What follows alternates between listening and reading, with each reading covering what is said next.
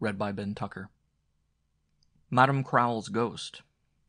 Contributed anonymously to All of the Year Round in 1870-71, but afterwards incorporated bodily into Chronicles of Golden Friars, 1871, Volume 1, in the story Laura Mildmay, where it is put in the mouth of an old North Country nurse, Mrs. Joliffe. I'm an old woman now, and I was but 13 my last birthday, the night I came to Applewale House. My aunt was the housekeeper there, and a sort of one-horse carriage was down at Lexow to take me and my box up to Applewale. I was a bit frightened by the time I got to Lexow, and when I saw the carriage and horse, I wished myself back again with my mother at Hazelden.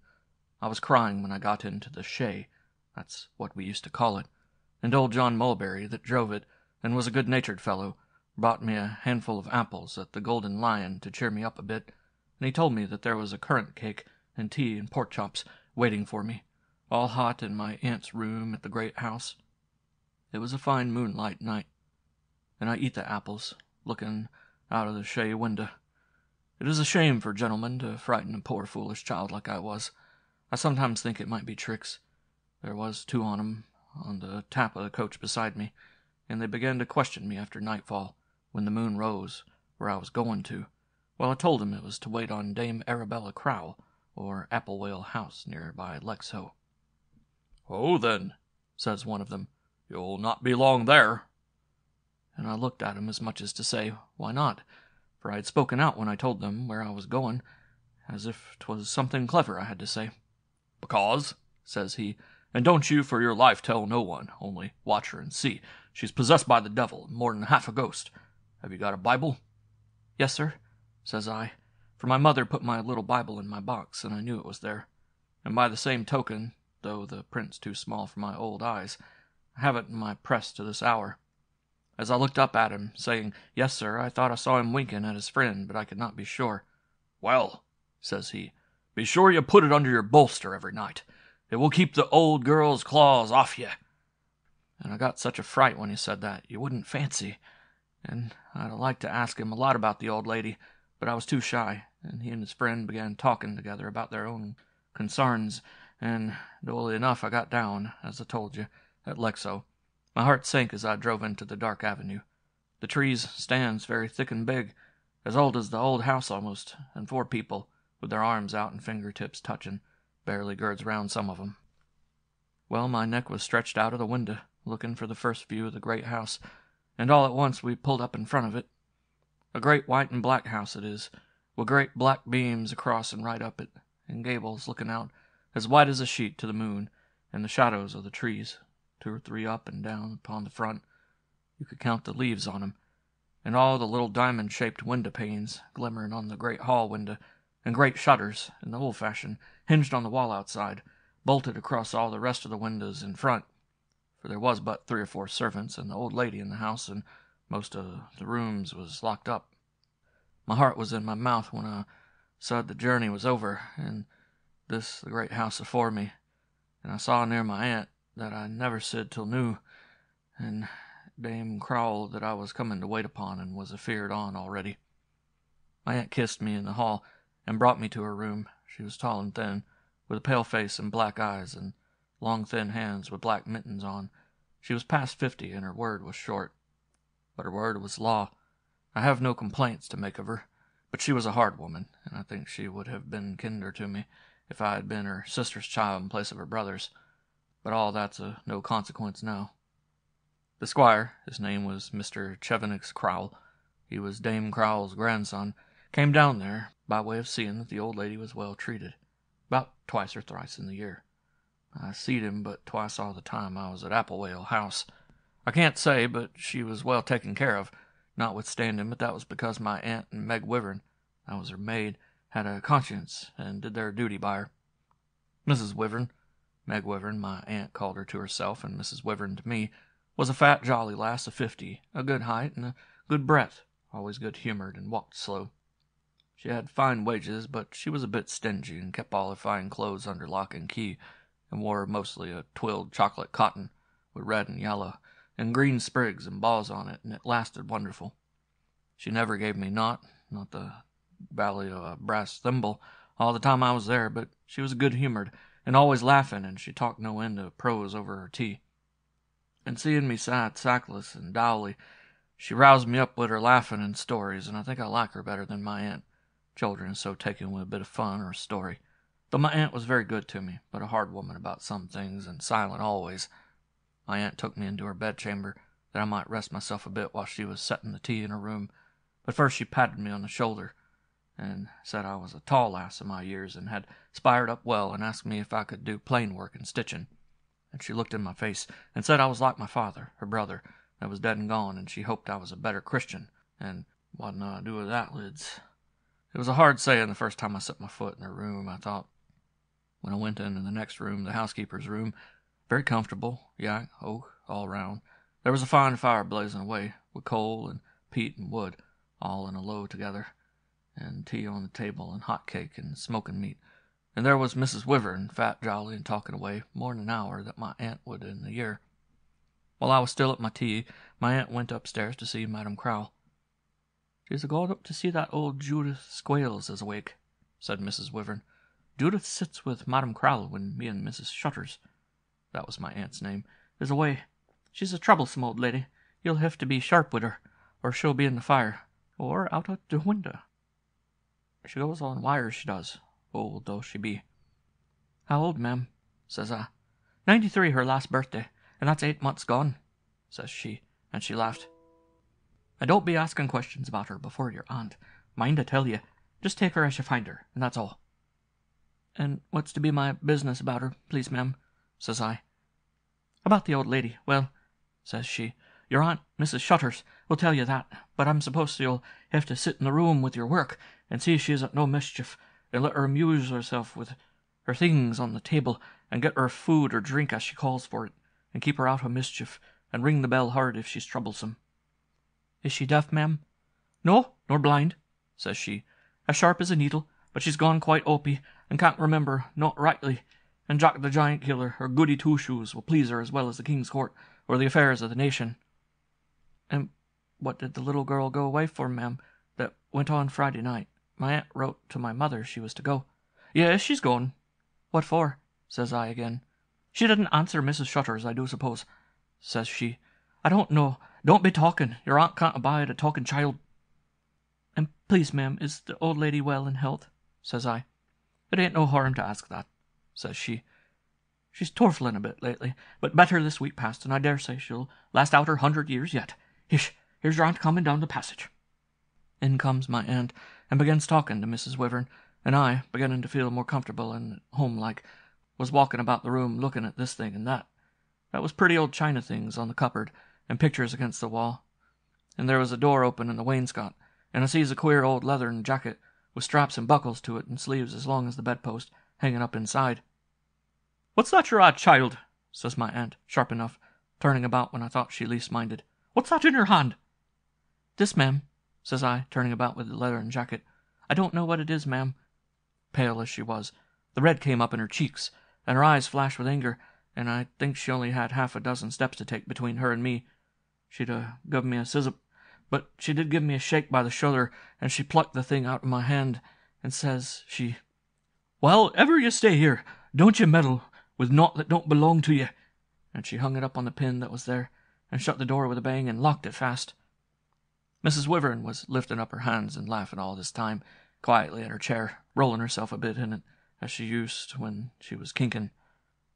The tears was in my eyes, and she winked at my aunt, and says she, drying her own eyes that was wet with the laughing, "I thought the child meant no harm. Come here, Tommy, child.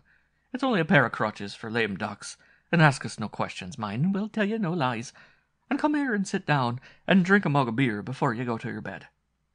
My room, mind you, was upstairs next to the old lady's, and Mrs. Wyvern's bed was near hers in her room, and I was to be ready at call if need should be. The old lady was in one of her tantrums that night and part of the day before. She used to take fits of the sulks. Sometimes she would not let them dress her, and other times she would not let them take her clothes off. She was a great beauty, they said, in her day. But there was no one about Applewale that remembered her in her prime, and she was dreadful fond of dress, and had thick silks and stiff satins and velvets and laces and all sorts, enough to set up 7 shops at the least. All her dresses was old-fashioned and queer, but worth a fortune. Well, I went to my bed. I lay for a while awake, for things was new to me, and I think the tea was in my nerves too, for I wasn't used to it, except now and then on a holiday or the like. And I heard Mrs. Wyvern talking, and I listened with my hand to my ear, but I could not hear Mrs. Crowl, and I don't think she said a word. There was great care took of her. The people at Applewell knew that when she died they would every one get the sack, and their situations was well paid and easy. The doctor come twice a week to see the old lady, and you may be sure they all did as he bid them. One thing was the same every time. They were never to cross or frump her any way, but to humour and please her in everything. So she lay in her clothes all that night, and next day not a word she said, and I was at my needlework all that day in my own room, except when I went down to my dinner. I would have liked to see the old lady, and even to hear her speak, but she might as well have been in Lunnon a time for me.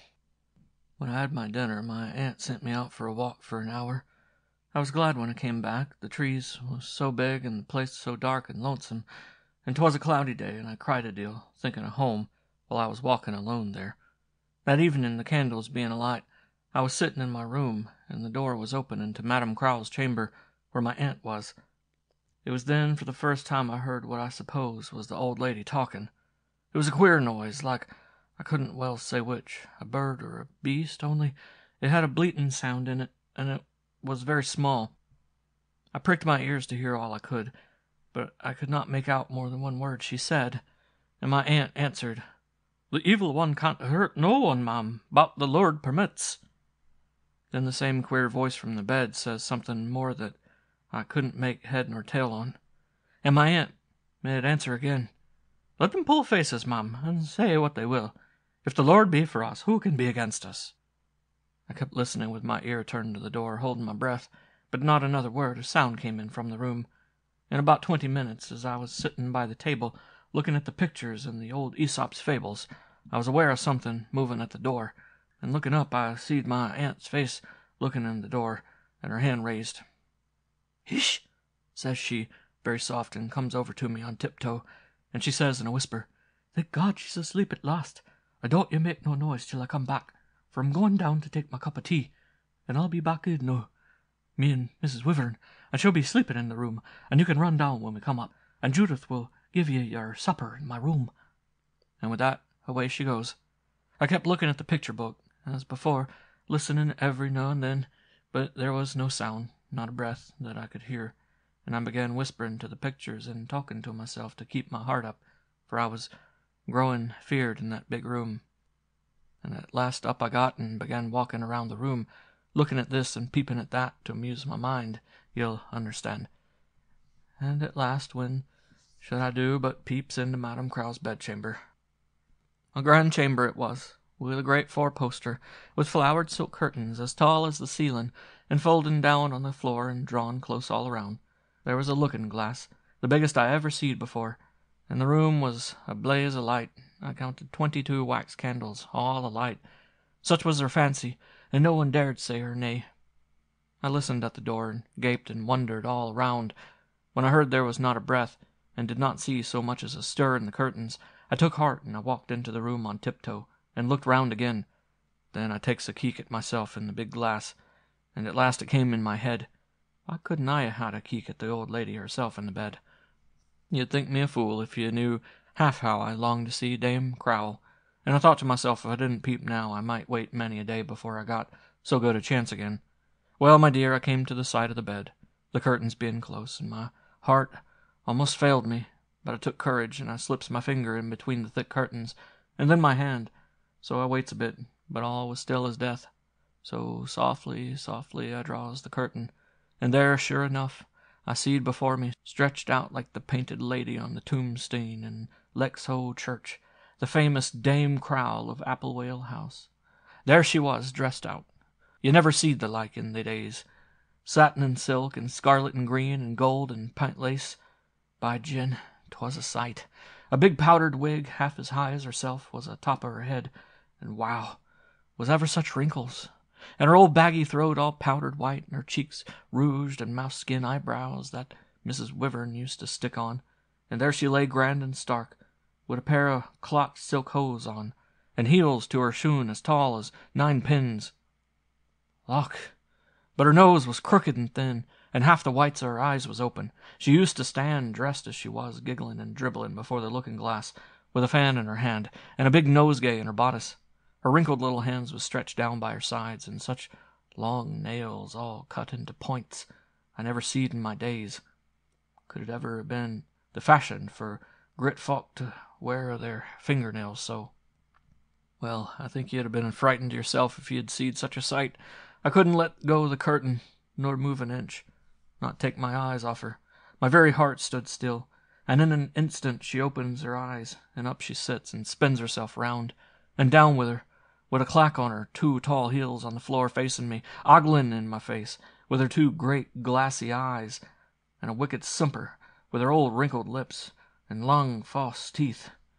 Well, a corpse is a natural thing, but this was the dreadfulest sight I ever seed. She had her fingers straight out pointing at me, and her back was crooked, round again with age. Says she, "You little limb, what for did you say I killed the boy? I'll tickle you till you're stiff." If I'd have thought an instant, I'd have turned about and ran, but I couldn't take my eyes off her, and I backed from her as soon as I could, and she came clattered after, like a thing on wires, with her fingers pointing to my throat, and she making all the time a sound with her tongue like zzz, zzz, zzz. I kept backing and backing as quick as I could, and her fingers was only a few inches away from my throat, and I felt I'd lose my wits if she touched me. I went back this way, right into the corner, and I gave a yellock. You'd think soul and body was parting, and that minute my aunt from the door calls out with a blare, and the old lady turns round on her, and I turns about and ran through my room and down the back stairs as hard as my legs could carry me. I cried hearty, I can tell you, when I got down to the housekeeper's room. Mrs. Wyvern laughed a deal when I told her what happened, but she changed her key when she heard the old lady's words. "Say them again," says she. So I told her, "You little limb, what for did you say I killed the boy? I'll tickle you till you're stiff." "And did you say she killed the boy?" says she. "Not I, ma'am," says I. Judith was always up with me after that when the 2 elder women was away from her. I would jump out a window rather than stay alone in the same room with her. It was about a week after, as well as I can remember, Mrs. Wyvern, one day when me and her was alone, told me a thing about Madame Crowl that I did not know before. She being young, and a great beauty, full 70 years before, had married Squire Crowl of Applewale, but he was a widower and had a son about 9-year-old. There never was tale or tidings of this boy after one morning. No one could say where he went to. He was allowed too much liberty, and used to be off in the morning one day to the keeper's cottage, and breakfast with him, and away to the warren, and not home, mayhap, till evening, and another time down to the lake, and bathe there, and spend the day fishing there, or paddling about in a boat. Well, no one could say what was gone with him, only this, that his hat was found by the lake, under a hawthorn that grows there to this day, and 'twas thought he was drowned bathing, and the squire's son by a second marriage by this Madame Crowl, that lives so dreadful long, came in for the estates. It was his son, the old lady's grandson, Squire Chevenix Crowl, that owned the estates at the time I came to Applewale. There was a deal of talk laying before my aunt's time about it, and 'twas said the stepmother knew more than she was like to let out, and she managed her husband, the old squire, with her white heft and flatteries, and as the boy was never seen more, in course of time the thing died out of folks' minds. I'm going to tell you now about what I seed with my own een. I was not there 6 months, and it was winter time, when the old lady took her last sickness. The doctor was afeard she might took a fit of madness, as she did, 15 years before, and was buckled up many a time in a strait waistcoat, which was the very leathern jerkin I seed in the closet off my aunt's room. Well, she didn't. She pined and whindered and went off, torflin quiet enough till a day or two before her flitting, and then she took to rabblin', and sometimes skirling in the bed. You'd think a robber had a knife to her throat, and she used to work out of the bed, and not being strong enough then to walk or stand, she'd fall on the floor, with her old wizen hand stretched before her face, and skirling still for mercy. You may guess I didn't go into the room, and I used to be shivering in my bed with fear at her skirling and scroffling on the floor, and blaring out words that'd make your skin turn blue. My aunt and Mrs. Wyvern, and Judith Squales, and a woman from Lexo, was always about her. At last she took fits, and they wore her out. To serve, parson was there, and prayed for her, But she was past praying with. I suppose it was right, but none could think there was much good in it. And so, at long last, she made her flitting, and all was over. And old Dame Crowl was shrouded and coffined, and Squire Chevenix was wrote for. But he was away in France, and the delay was so long that to Sir and Doctor both agreed it would not do to keep her longer out of her place, and no one cared but just them two, and my aunt and the rest of us, from Applewale to go to the burying. So the old lady of Applewale was laid in the vault under Lexow Church, and we lived up at the great house till such time as the squire should come to tell his will about us, and pay off such as he chose to discharge. I was put into another room, 2 days away from what was Dame Crowl's chamber after her death, and this thing happened the night before Squire Chevenix came to Applewale. The room I was in now was a large square chamber, covered with yak panels, but unfurnished except for my bed, which had no curtains to it, and a chair and a table or so, that looked nothing at all in such a big room, and the big looking-glass that the old lady used to keek into and admire herself from head to heel, now that there was no matter of that work, was put out of the way, and stood against the wall in my room, for there was shifting of many things in her chambers, you may suppose, when she came to be coffined. The news had come that day that the squire was to be down next morning at Applewale, and not sorry was I, for I thought I was sure to be sent home again to my mother, and right glad was I, and I was thinking about home, and my sister Janet, and the kitten, and the pie mag, and Trimmer the tyke, and all the rest, and I got so fidgety. I couldn't sleep, and the clock struck 12, and me wide awake, and the room as dark as pick. My back was turned to the door, and my eyes toward the wall opposite. Well, it couldn't have been a full 12:15 when I sees a lightning on the wall before me, as if something took fire behind, and the shadows of the bed, and the chair, and my gown that was hanging from the wall was dancing up and down on the ceiling beams and the yak panels, and I turns my head over my shoulder, quick, thinking something must have gone afire. And what should I see, by gin, but the likeness of the old beldame, bedizened out in her satins and velvets on her dead body, simpering with her eyes as wide as saucers and her face like the fiend himself. 'Twas a red light that rose about her in a fuffin' low, as if her dress round her feet was blazing.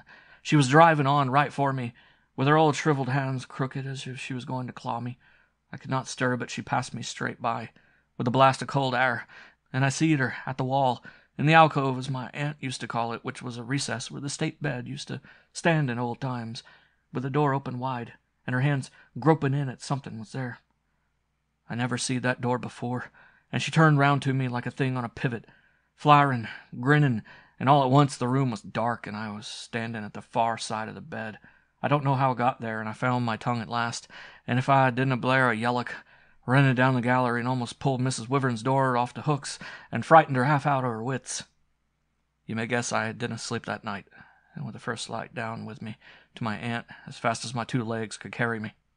Well, my aunt didn't frump or flight me, as I thought she would, but she held me by the hand and looked hard in my face all the time, and she told me not to be feared, and says she, "Had the appearance a key in its hand?" "Yes," says I, bringing it to mind. "A big key and a queer brass handle." "Stop a bit," says she, letting go my hand and opening the cupboard. "Was it like this?"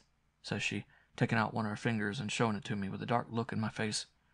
"That was it," says I, quick enough. "Are you sure?" she says, turning it round. "Sart," says I, and I felt like I was going to faint when I seed it. "Well, that will do, child," says she, softly thinking, and she locked it up again. "The squire himself will be here today, before 12 o'clock, and you must tell him all about it," says she, thinking, "and I suppose I'll be leaving soon, and so the best thing for present is that ye should go home this afternoon, and I'll look out another place for you when I can." Fain was I, you may guess, at that word. My aunt packed up my things for me, and the £3 that was due to me to bring home, and the Squire Crowl himself came down to Applewale that day, a handsome man, about 30 years old. It was the second time I seed him, but this was the first time he spoke to me. My aunt talked with him in the housekeeper's room, and I don't know what they said. I was a bit feared on the squire, he being a great gentleman down in Lexow, and I daren't go near till I was called. And says he, smiling, "What's of this ye seen, child? It mun be a dream, for you know there's no such thing as a beau or a freet in the world, but whatever it was, my little maid, sit ye down and tell us all about it, from first to last." Well, so soon as I made an end, he thought a bit, and says he to my aunt, I mind the place well. In old Sir Oliver's time, Lame Windle told me there was a door in that recess to the left, where the lassie dreamed she saw my grandmother open it. He was past 80 when he tell me that, and I but a boy. It's 20 years since. The plate and jewels used to be kept there, long ago, before the iron closet was made in the arse chamber, and he told me the key had a brass handle, and this, you say, was found in the bottom of the kist, where she kept her old fans. Now, would not it be a queer thing if we found some spoons or diamonds forgot there? You mun come up with us, lassie, and point to the very spot. Loath was I, my heart in my mouth, and fast as I held by my aunt's hand, as I stepped into that awesome room, and showed them both how she came and passed me by, and the spot where she stood, and where the door seemed to open. There was an old empty press against the wall then, and shoving it aside, sure enough, there was the tracing of a door in the wainscot, and a key stopped with wood, and planed across as smooth as the rest, and the joining of the door all stopped with putty, and the colour of yak, and but for the hinges that showed a bit when the press was shoved aside, you would not consent that there was a door there at all. "Ha!" says he, with a queer smile. "This looks like it." It took some minutes with a small chisel and hammer to pick the bit of wood out of the keyhole. The key fitted sure enough, and with a strange twist and a lang squeak, the bolt went back and he pulled the door open. There was another door inside, stranger than the first, but the lacks were gone, and it opened easy. Inside was a narrow floor, and walls and vault of brick. We could not see what was in it, for it was dark as pick. When my aunt had lighted the candle, the squire held it up and stepped in. My aunt stood on tiptoe trying to look over his shoulder, and I didna see naught. "Ha ha!" said the squire, stepping backward. "What's that? Give me the poker, quick!" says he to my aunt, and as she went to the hearth I peeps beside his arm, and I seed squat down in the far corner a monkey, or a flayin' on the chest, or else the most shrivelled up, wizened old wife that ever was seen on the earth. "By gin," says my aunt, as putting the poker in his hand, she keeked by his shoulder and seed the ill-favoured thing. "Hey a care, sir, what you're doing? Back with you, and shut to the door." But in place of that he steps in safely, with the poker pointed like a sword, and he gies it a poke, and down it tumbles together, head and all, in a heap of bones and dust, little mare and a hatful. 'Twas the bones of a child, and the rest went to dust at a touch. They said naught for a while, but he turns round the skull as it lay on the floor. Young as I was conceited. I knew well enough what they was thinking on. "A dead cat," says he, pushing back and blowing out the candle, and shutting to the door. "We'll come back, you and me, Mrs. Shutters, and look on the shelves by and by. I've other matters first to speak to you about, and this little girl's going home, you see. She has her wages, and I mun make her a present," says he, patting my shoulder with his hand. And he did give me a good pound, and I went off to Lexho about an hour after, and saw home by the stagecoach, and fain was I to be home again, and I never saw old Dame Crowl of Applewell, God be thanked, either in appearance or in dream, at Hefter.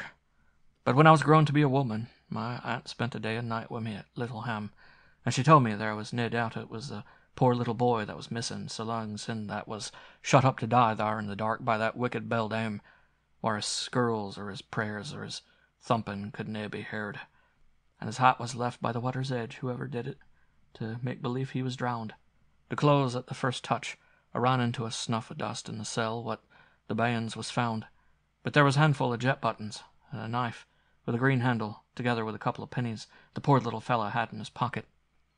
I suppose when he was decoyed in there, and seed his last of the light, and there was among the squire's papers a copy of the notice that was printed after he was lost, when the old squire thought he might have run away, or been took by gypsies, and it said he had a green hefted knife with him, and that his buttons were a cut jet. So that is all I have to say concerning old Dame Crowl of Applewell House. Squire Toby's Will, a Ghost Story. Anonymous in Temple Bar, 1868, Volume 22. This story was written, it seems, contemporaneously with the novel The Wyvern Mystery, 1868-69, and the old squire in that book intimately resembles Squire Toby. Many persons accustomed to travel the old York and London road in the days of the stagecoaches will remember passing, in the afternoon, say, of an autumn day, in their journey to the capital, about 3 miles south of the town of Applebury, and a mile and a half before you reach the Old Angel Inn, a large black and white house, as those old-fashioned cage-work habitations are termed, dilapidated and weather-stained, with broad lattice windows glimmering all over in the evening sun with little diamond panes, and thrown into relief by a dense background of ancient elms. A wide avenue, now overgrown like a churchyard, with grass and weeds, and flanked by double rows of the same dark trees, old and gigantic, with here and there a gap in their solemn files, and sometimes a fallen tree lying across on the avenue, leads up to the hall door. Looking up its somber and lifeless avenue from the top of the London coach, as I have often done, you are struck with so many signs of desertion and decay: the tufted grass sprouting in the chinks of the steps and window stones, the smokeless chimneys over which the jackdaws are wheeling, the absence of human life, and all its evidence, that you conclude at once that the place is uninhabited and abandoned to decay. The name of this ancient house is Gillingden Hall. Tall hedges and old timber quickly shroud the old place from view, and about a quarter of a mile further on you pass, embowered in the melancholy trees, a small and ruinous Saxon chapel, which, time out of mind, has been the burying place of the family of Marston, and partakes of the neglect and desolation which brood over their ancient dwelling-place. The grand melancholy of the secluded valley of Gillingden, lonely as an enchanted forest, in which the crows returning to their roosts among the trees, and the straggling deer who peep from beneath their branches, seem to hold a wild and undisturbed dominion, heightens the forlorn aspect of Gillingden Hall. Of late years repairs have been neglected, and here and there the roof is stripped, and the stitch in time has been wanting.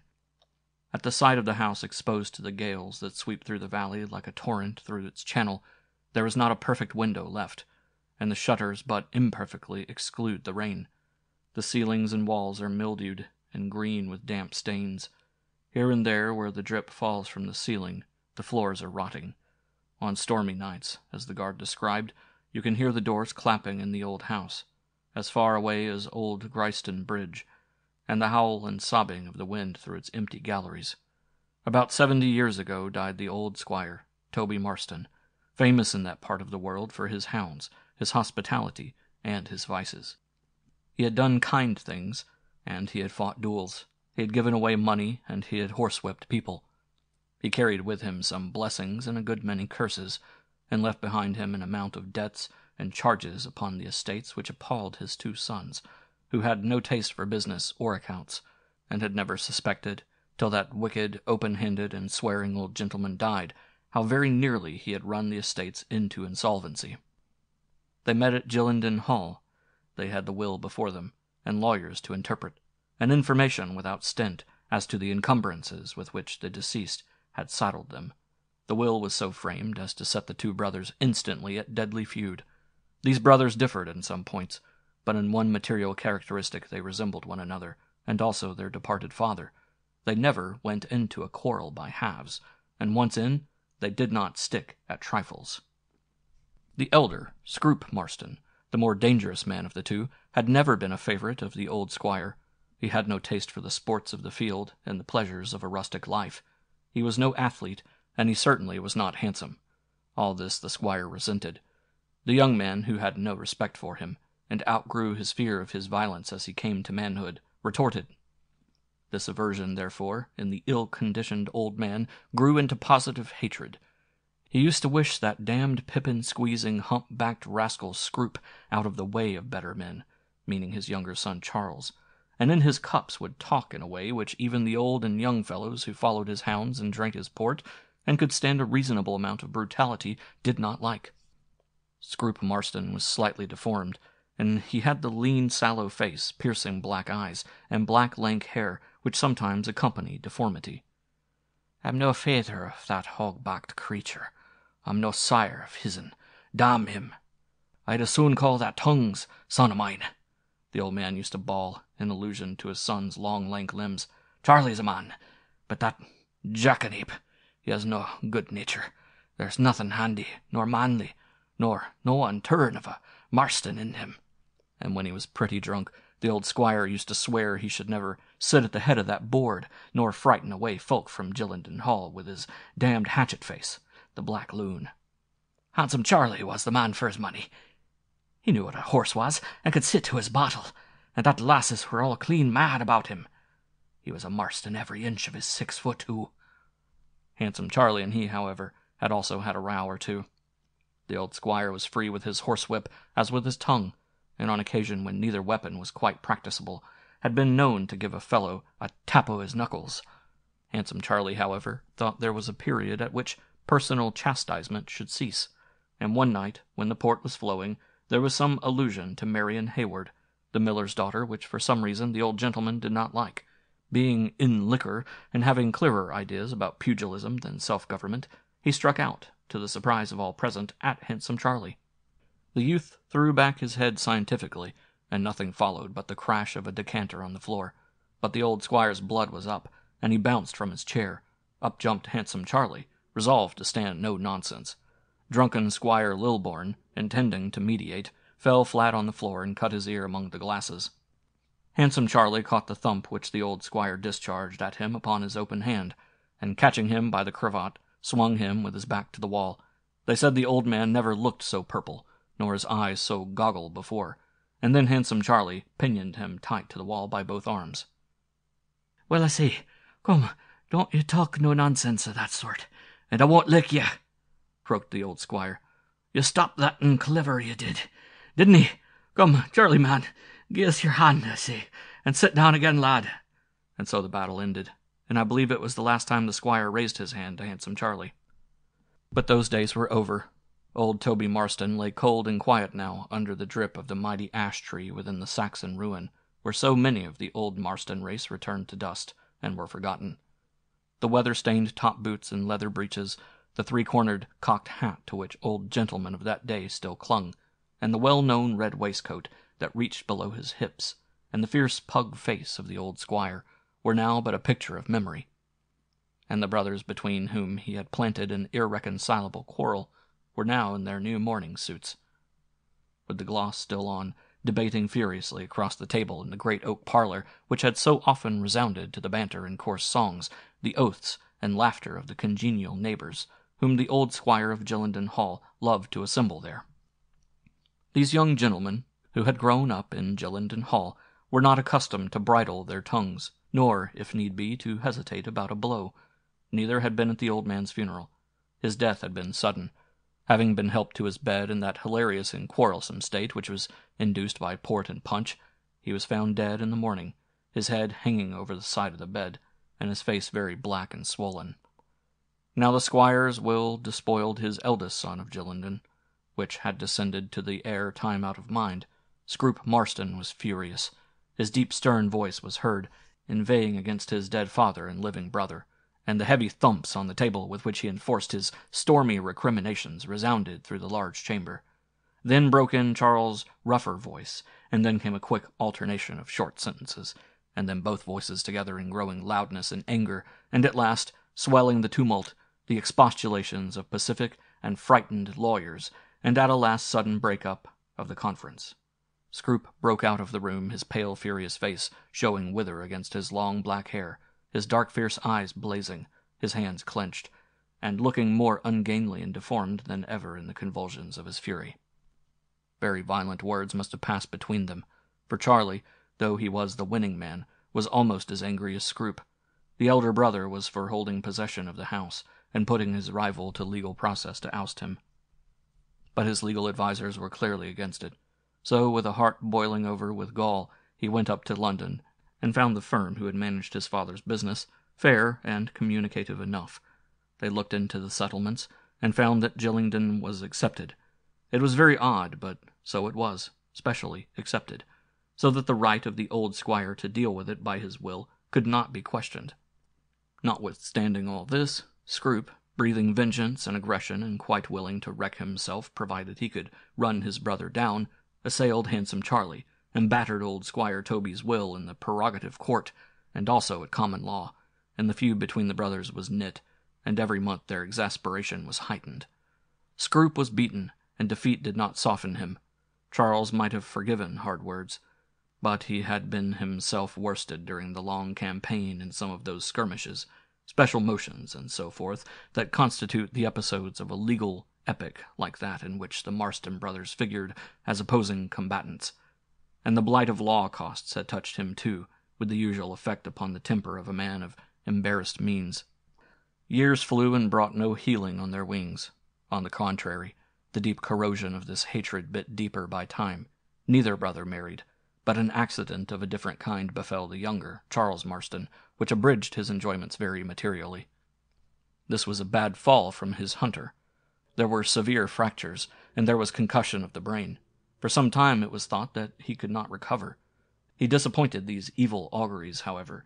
He did recover, but changed in two essential particulars. He had received an injury in his hip, which doomed him never more to sit in the saddle, and the rollicking animal spirits which hitherto had never failed him had now taken flight forever. He had been for 5 days in a state of coma, absolute insensibility, and when he recovered consciousness he was haunted by an indescribable anxiety. Tom Cooper, who had been butler in the palmy days of Gillingden Hall under old Squire Toby, still maintained his post with old-fashioned fidelity in these days of faded splendor and frugal housekeeping. 20 years had passed since the death of his old master. He had grown lean and stooped, and his face, dark with the peculiar brown of age, furrowed and gnarled, and his temper, except with his master, had waxed surly. His master had visited Bath and Buxton, and came back, as he went, lame and halting gloomily about with the aid of a stick. When the hunter was sold, the last tradition of the old life at Gillingden disappeared. The young squire, as he was still called, excluded by his mischance from the hunting field, dropped into a solitary way of life, and halted slowly and solitarily about the old place, seldom raising his eyes, and with an appearance of indescribable gloom. Old Cooper could talk freely on occasion with his master, and one day he said, as he handed him his hat and stick in the hall, "You should rouse yourself up a bit, Master Charles." "It's past rousing with me, old Cooper." "It's just this. I'm thinking there's something on your mind, and you won't tell no one. There's no good keeping it on your stomach. You'll be a deal lighter if you tell it. Come now, what is it, Master Charlie?" The squire looked with his round grey eyes straight into Cooper's eyes. He felt that there was a sort of spell broken. It was like the old rule of the ghost who can't speak till it is spoken to. He looked earnestly into old Cooper's face for some seconds and sighed deeply. "It ain't the first good guess you've made in your day, old Cooper, and I'm glad you spoke. It's been on my mind, sure enough, ever since I had that fall. Come in here after me and shut the door." The squire pushed open the door of the oak parlor and looked round on the pictures abstractedly. He had not been there for some time, and seating himself on the table he looked again for a while in Cooper's face before he spoke. "It's not a great deal, Cooper, but it troubles me, and I would not tell it to the parson nor the doctor, for God knows what they'd say, though there's nothing to signify in it. But you're always true to the family, and I don't mind if I tell you." "'Tis as safe with Cooper, Master Charles, as if 'twas locked in a chest and sunk in a well." "It's only this," said Charles Marston, looking down on the end of his stick with which he was tracing lines and circles. "All the time I was lying like dead, as you thought, after that fall, I was with the old master." He raised his eyes to Cooper's again as he spoke, and with an awful oath he repeated, "I was with him, Cooper." "He was a good man, sir, in his way," repeated old Cooper, returning his gaze with awe. "He was a good master to me, and a good father to you, and I hope he's happy. May God rest him." "Well," said Squire Charles, "it's only this. The whole of that time I was with him, or he was with me, I don't know which. The upshot is, we were together, and I thought I'd never get out of his hands again. And all the time he was bullying me about some one thing, and if it was to save my life, Tom Cooper, from the time I waked I never could call to mind what it was, and I think I'd give that hand to know. And if you can think of anything it might be, for God's sake, don't be afraid, Tom Cooper, but speak it out, for he threatened me hard, and it was surely him." Here ensued a silence. "And what did you think it might be yourself, Master Charles?" said Cooper. "I hadn't thought of aught that's likely. I'll never hit on it. Never. I thought it might happen he knew something about that damn humpback villain Scroop, that swore before lawyer Gingham I made away with the paper of settlements, me and my father, and, as I hope to be saved, Tom Cooper, there never was a bigger lie. I'd had the law of him for them identical words, and cast him for more than he's worth, only lawyer Gingham never goes into nothing for me since money grew scarce in Gillingden, and I can't change my lawyer, I owe him such a hatful of money. But he did. He swore he'd hang me yet for it. He said it in them identical words. He'd never rest till he hanged me for it. And I think it was like enough something about that. The old master was troubled. But it's enough to drive a man mad. I can't bring it to mind. I can't remember a word he said. Only he threatened awful and looked, Lord a mercy on us, frightful bad. There's no need he should. May the Lord a mercy on him, said the old butler. No, of course. You're not to tell a soul, Cooper. Not a living soul, mind, that I said he looked bad, nor nothing about it. God forbid, said old Cooper, shaking his head. But I was thinking, sir, it might have been about the slight that's been so long put on him by having no stone over him, and never a scratch or a chisel to say who he is. Aye, well, I didn't think of that. Put on your hat, old Cooper, and come down with me, for I'll look after that at any rate. There is a bypath leading by a turnstile to the park, and thence to the picturesque old burying place which lies in a nook by the roadside, embowered in ancient trees. It was a fine autumnal sunset, and melancholy lights and long shadows spread their peculiar effects over the landscape as Handsome Charlie and the old butler made their way slowly toward the place where Handsome Charlie was himself to lie at last. "Which of the dogs made the howling all last night?" asked the squire when they had got on a little way. "'Twas a strange dog, Master Charlie, in front of the house. Ours was all in the yard. A white dog with a black head. He looked to be... And he was smelling round him, them mounting steps, the old master. God be with him. Set up the time his knee was bad. When the tyke got up atop of him, howling up the windows, I'd like to shy something at him." "Hello, is that like him?" said the squire, stopping short and pointing with his stick at a dirty white dog with a large black head, which was scampering round them in a wide circle, half crouching with that air of uncertainty and deprecation which dogs so well know how to assume. He whistled the dog up. He was a large, half-starved bulldog. "That fellow has made a long journey, thin as a whipping post and stained all over, and his claws worn to the stumps," said the squire musingly. "He isn't a bad dog, Cooper. My father liked a good bulldog, and knew a cur from a good un." The dog was looking up into the squire's face with the peculiar grim visage of his kind, and the squire was thinking irreverently how strong a likeness it presented to the character of his father's fierce pug features, when he was clutching his horsewhip and swearing at a keeper. "If I did right, I'd shoot him. He'll worry about the cattle and kill our dogs," said the squire. "Hey, Cooper, I'll tell the keeper to look after him. That fellow could pull down a sheep, and he shan't live on my mutton." But the dog was not to be shaken off.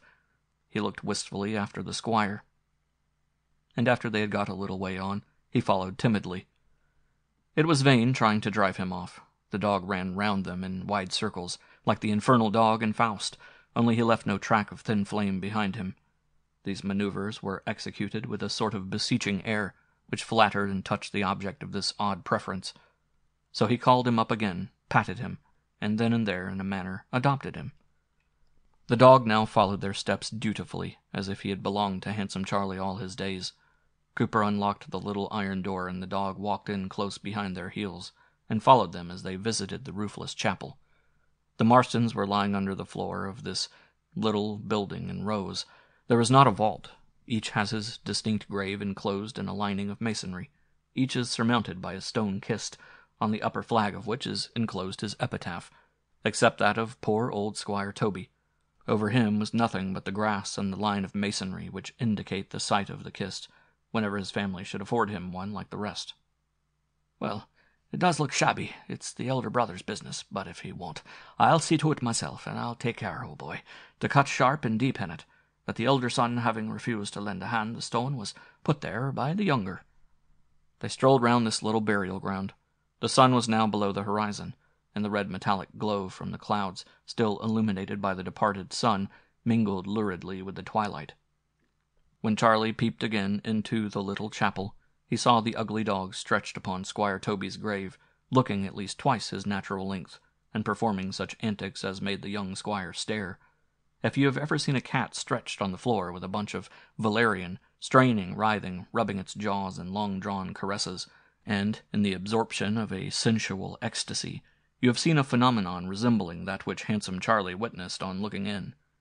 The head of the brute looked so large, its body so long and thin, and its joints so ungainly and dislocated, that the squire, with old Cooper beside him, looked on with a feeling of disgust and astonishment, which, in a moment or two more, brought the squire's stick down upon him with a couple of heavy thumps. The beast awakened from his ecstasy, sprang to the head of the grave, and there on a sudden, thick and bandy as before, confronted the squire, who stood at its foot with a terrible grin, and eyes that glared with the peculiar green of canine fury. The next moment the dog was crouching abjectly at the squire's feet. "Well, he's a rum 'un," said old Cooper, looking hard at him. "I like him," said the squire. "I don't," said Cooper. "But he shan't come in here again," said the squire. "I shouldn't wonder if he was a witch," said old Cooper, who remembered more tales of witchcraft than are now current in that part of the world. "He's a good dog," said the squire dreamily. "I remember the time I'd a given a handful for him, but I'll never be good for nothing again. Come along." And he stooped down and patted him. So up jumped the dog and looked up in his face, as if watching for some sign ever so slight, which he might obey. Cooper did not like a bone in that dog's skin. He could not imagine what his master saw to admire in him. He kept him all night in the gun-room, and the dog accompanied him in his halting rambles about the place. The fonder his master grew of him, the less did Cooper and the other servants like him. "He hasn't a point of a good dog about him," Cooper would growl. "I think Master Charlie be blind. And old Captain," an old red parrot who sat chained to a perch in the oak parlor, and conversed with himself, and nibbled at his claws, and bit at his perch all day. "Old Captain, the old living thing, except one or two of us, and the squire himself, that remembers the old master the minute he saw the dog, screeched as if he was struck, shaking his feathers out quite wild, and drops down, poor old soul, a-hanging by his foot in a fit." But there is no accounting for fancies, and the squire was one of those dogged persons who persist more obstinately in their whims the more they are opposed. But Charles Marston's health suffered by his lameness. The transition from habitual and violent exercise to such a life as his privation now consigned him to was never made without a risk to health, and a host of dyspeptic annoyances, the existence of which he had never dreamed of before, now beset him in sad earnest. Among these was the now not unfrequent troubling of his sleep with dreams and nightmares. In these his canine favorite invariably had a part, and was generally a central, and sometimes a solitary figure. In these visions the dog seemed to stretch himself up the side of the squire's bed, and, in dilated proportions, to sit at his feet, with a horrible likeness to the pug features of old Squire Toby, with his tricks of wagging his head and throwing up his chin, and then he would talk to him about Scroop, and tell him all wasn't straight, and that he must make it up with Scroop. That he, the old squire, had served him an ill turn, that time was nigh up, and that fair was fair, and he was troubled where he was about Scroop. Then in his dream this semi-human brute would approach his face to his, crawling and crouching up his body, heavy as lead, till the face of the beast was laid on his, with the same odious caresses and stretchings and writhings which he had seen over the old squire's grave. Then Charlie would wake up with a gasp and a howl, and start upright in the bed, bathed in a cold moisture, and fancy he saw something white sliding off the foot of the bed. Sometimes he thought it might be the curtain, with white lining, that slipped down, or the coverlet, disturbed by his uneasy turnings. But he always fancied at such moments that he saw something white sliding hastily off a bed, and always when he had been visited by such dreams the dog next morning was more than usually caressing and servile, as if to obliterate, by a more than ordinary welcome, the sentiment of disgust which the horror of the night had left behind it. The doctor half satisfied the squire that there was nothing in these dreams, which, in one shape or another, invariably attended forms of indigestion such as he was suffering from. For a while, as if to corroborate this theory, the dog ceased altogether to figure in them. But at last there came a vision in which, more unpleasantly than before, he did resume his old place. In his nightmare, the room seemed all but dark. He heard what he knew to be the dog walking from the door around his bed slowly, to the side from which he always had come upon it. A portion of the room was uncarpeted, and he said he distinctly heard the peculiar tread of a dog, in which the faint clatter of the claws is audible. It was a light, stealthy step, but at every tread the whole room shook heavily. He felt something place itself at the foot of his bed, and saw a pair of green eyes staring at him in the dark, from which he could not remove his own. Then he heard, as he thought, the old Squire Toby say, The 11th hour be past. Charlie, and you've done nothing. You and I ha' done scruple wrong. And then came a good deal more, and then, the time's nigh up, it's going to strike. And with a long, low growl, the thing began to creep up upon his feet. The growl continued, and he saw the reflection of the upturned green eyes upon the bedclothes, as it began slowly to stretch itself up his body towards his face. With a loud scream he waked. The light, which of late the squire was accustomed to have in his bedroom, had accidentally gone out. He was afraid to get up, or even to look about the room for some time. So sure did he feel of seeing the green eyes in the dark fixed on him from some corner. He hardly recovered from the first agony which nightmare leaves behind it, and was beginning to collect his thoughts, when he heard the clock strike 12. And he bethought him of the words, "The 11th hour be past. Time's nigh up. It's going to strike." And he almost feared that he would hear the voice reopening the subject. Next morning the squire came down looking ill. "Do you know a room, old Cooper?" said he. "They used to call King Herod's chamber." "Aye, sir, the story of King Herod was on the walls when I was a boy." "There's a closet off of it, is there? I can't be sure of that, but 'tisn't worth your looking at now.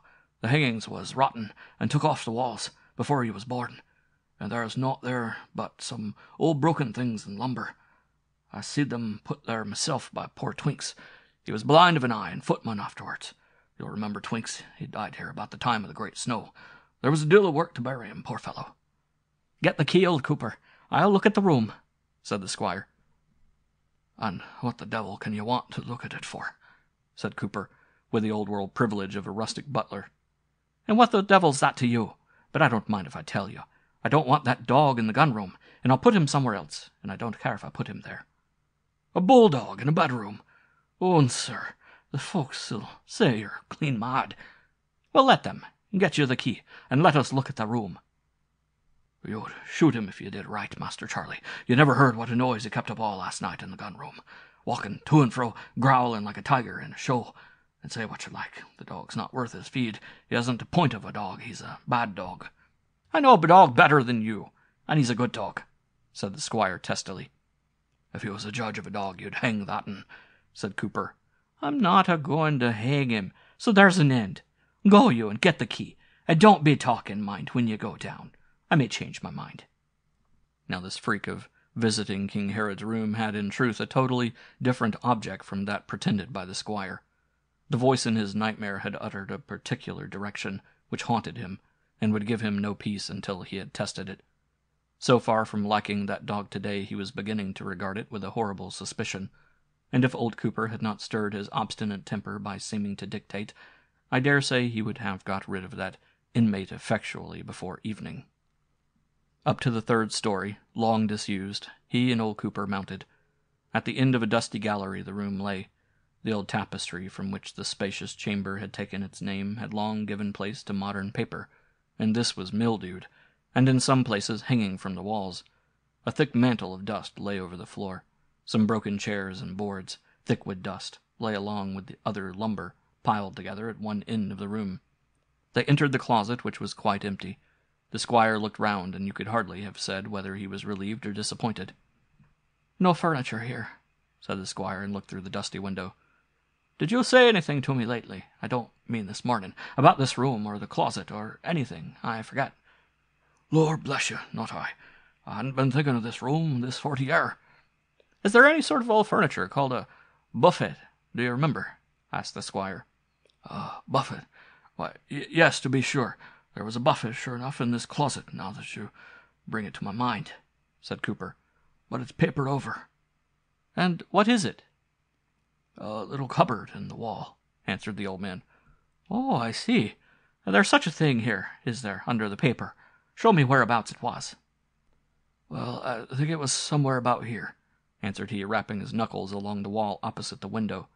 "Aye, there it is," he added, as the hollow sound of a wooden door was returned to his knock.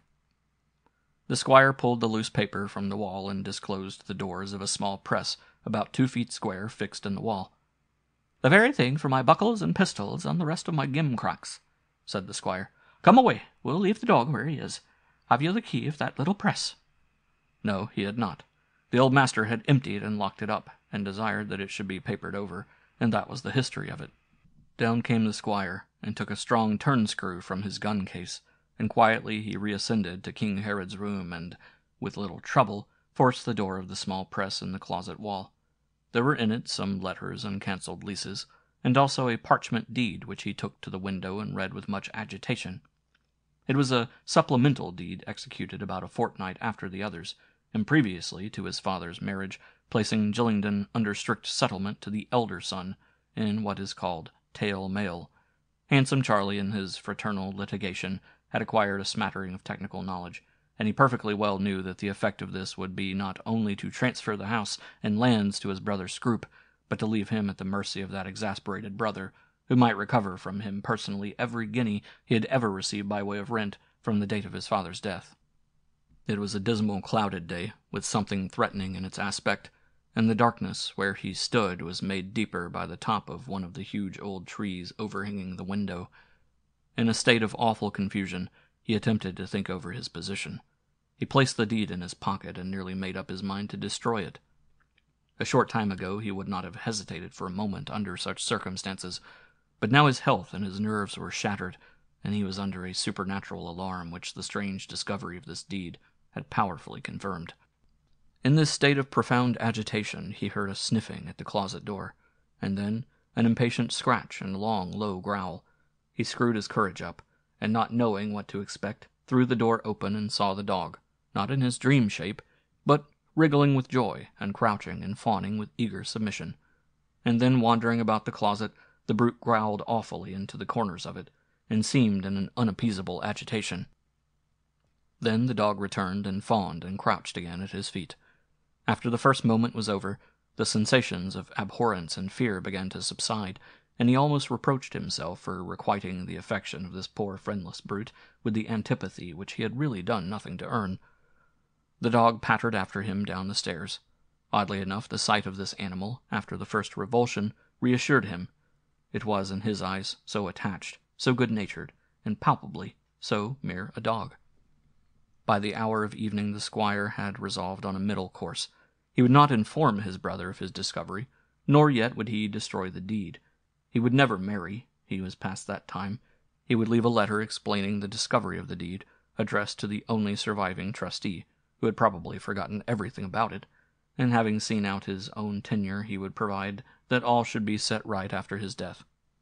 Was that not fair? At all events it quite satisfied what he called his conscience, and he thought it a devilish good compromise for his brother, and he went out towards sunset to take his usual walk. Returning in the darkening twilight, the dog, as usual attending him, began to grow frisky and wild, at first scampering round him in great circles as before, nearly at the top of his speed, his great head between his paws as he raced. Gradually more excited grew the pace, and narrower his circuit. Louder and fiercer his continuous growl, and the squire stopped and grasped his stick hard, for the lurid eyes and grin of the brute threatened an attack. Turning round and round as the excited brute encircled him, and striking vainly at him with his stick, he grew at last so tired that he almost despaired of keeping him longer at bay, when on a sudden the dog stopped short and crawled up to his feet, wriggling and crouching submissively. Nothing could be more apologetic and abject, and when the squire dealt him 2 heavy thumps with his stick, the dog whimpered only, and writhed and licked his feet. The squire sat down on a prostrate tree, and his dumb companion, recovering his wonted spirits immediately, began to sniff and nuzzle among the roots. The squire felt in his breast pocket for the deed. It was safe, and again he pondered, in this loneliest of spots, on the question whether he should preserve it for restoration after his death to his brother, or destroy it forthwith. He began rather to lean toward the latter solution when the long, low growl of the dog not far off startled him. He was sitting in a melancholy grove of old trees that slants gently westward, exactly the same odd effect of light I have before described. A faint red glow reflected downward from the sky, after the sun had set, now gave to the growing darkness a lurid uncertainty. This grove, which lies in a gentle hollow, owing to its circumscribed horizon on all but one side, has a peculiar character of loneliness. He got up and peeped over a sort of barrier, accidentally formed of the trunks of felled trees laid one over the other, and saw the dog straining up the other side of it, and hideously stretched out, his ugly head looking in consequence twice the natural size. His dream was coming over him again, and now between the trunks the brute's ungainly head was thrust, and the long neck came straining through, and the body twining after it like a huge white lizard, and as it came striving and twisting through, it growled and glared as if it would devour him. As swiftly as his lameness would allow, the squire hurried from this solitary spot towards the house. What thoughts exactly passed through his mind as he did so, I am sure he could not have told, but when the dog came up with him it seemed appeased, and even in high good humor, and no longer resembled the brute that haunted his dreams. That night, near 10 o'clock, the squire, a good deal agitated, sent for the keeper, and told him that he believed the dog was mad, and that he must shoot him. He might shoot the dog in the gun-room, where he was. A grain of shot or two in the wainscot, it did not matter, and the dog must not have a chance of getting out. The squire gave the gameskeeper his double-barreled gun, loaded with heavy shot. He did not go with him beyond the hall. He placed his hand on the keeper's arm. The keeper said his hand trembled, and that he looked as white as curds. "Listen a bit," said the squire under his breath. They heard the dog in a state of high excitement in the room, growling ominously, jumping on the window stool and down again, and running round the room. "You'll need to be sharp, mind. Don't give him a chance. Slip in edgeways, d'ye see, and give him both barrels." "Not the first mad dog I've knocked over, sir," said the man, looking very serious as he cocked the gun. As the keeper opened the door, the dog had sprung into the empty grate. He said he never see such a stark, staring devil. The beast made a twist round as if he thought to jump up the chimney, but that wasn't to be done at no price. And he made a yell, not like a dog, like a man caught in a mill crank. And before he could spring at the keeper, he fired one barrel into him. The dog leaped towards him and rolled over, receiving the second barrel in his head as he lay snorting at the keeper's feet. "I never seed the like. I never heard a screech like that," said the keeper, recoiling. "It makes a fellow feel queer." "Quite dead?" asked the squire. "Not a stir in him, sir," said the man, pulling him along the floor by the neck. "Throw him outside the hall door now," said the squire. "And mind you pitch him outside the gate tonight. Old Cooper says he's a witch." And the pale squire smiled. "So he shan't lie in Gillingden." Never was a man more relieved than the squire, and he slept better for a week after this than he had done for many weeks before. It behoves us all to act promptly on our good resolutions. There is a determined gravitation towards evil, which, if left to itself, will bear down first intentions. If at one moment of superstitious fear the squire had made up his mind to a great sacrifice, and resolved in the matter of that deed so strangely recovered to act honestly by his brother, that resolution very soon gave place to the compromise with fraud, which so conveniently postponed the restitution to the period when further enjoyment on his part was impossible. Then came more tidings of Scroop's violent and minatory language, with always the same burthen, that he would leave no stone unturned to show that there had existed a deed which Charles had either secreted or destroyed, and that he would never rest till he had hanged him. This, of course, was wild talk. At first it had only enraged him, but with his recent guilty knowledge and suppression had come fear. His danger was the existence of the deed, and little by little he brought himself to a resolution to destroy it. There were many falterings and recoils before he could bring himself to commit this crime. At length, however, he did it, and got rid of the custody of that which at any time might become the instrument of disgrace and ruin. There was relief in this, but also the new and terrible sense of actual guilt. He had got pretty well rid of his supernatural qualms. It was a different kind of trouble that agitated him now.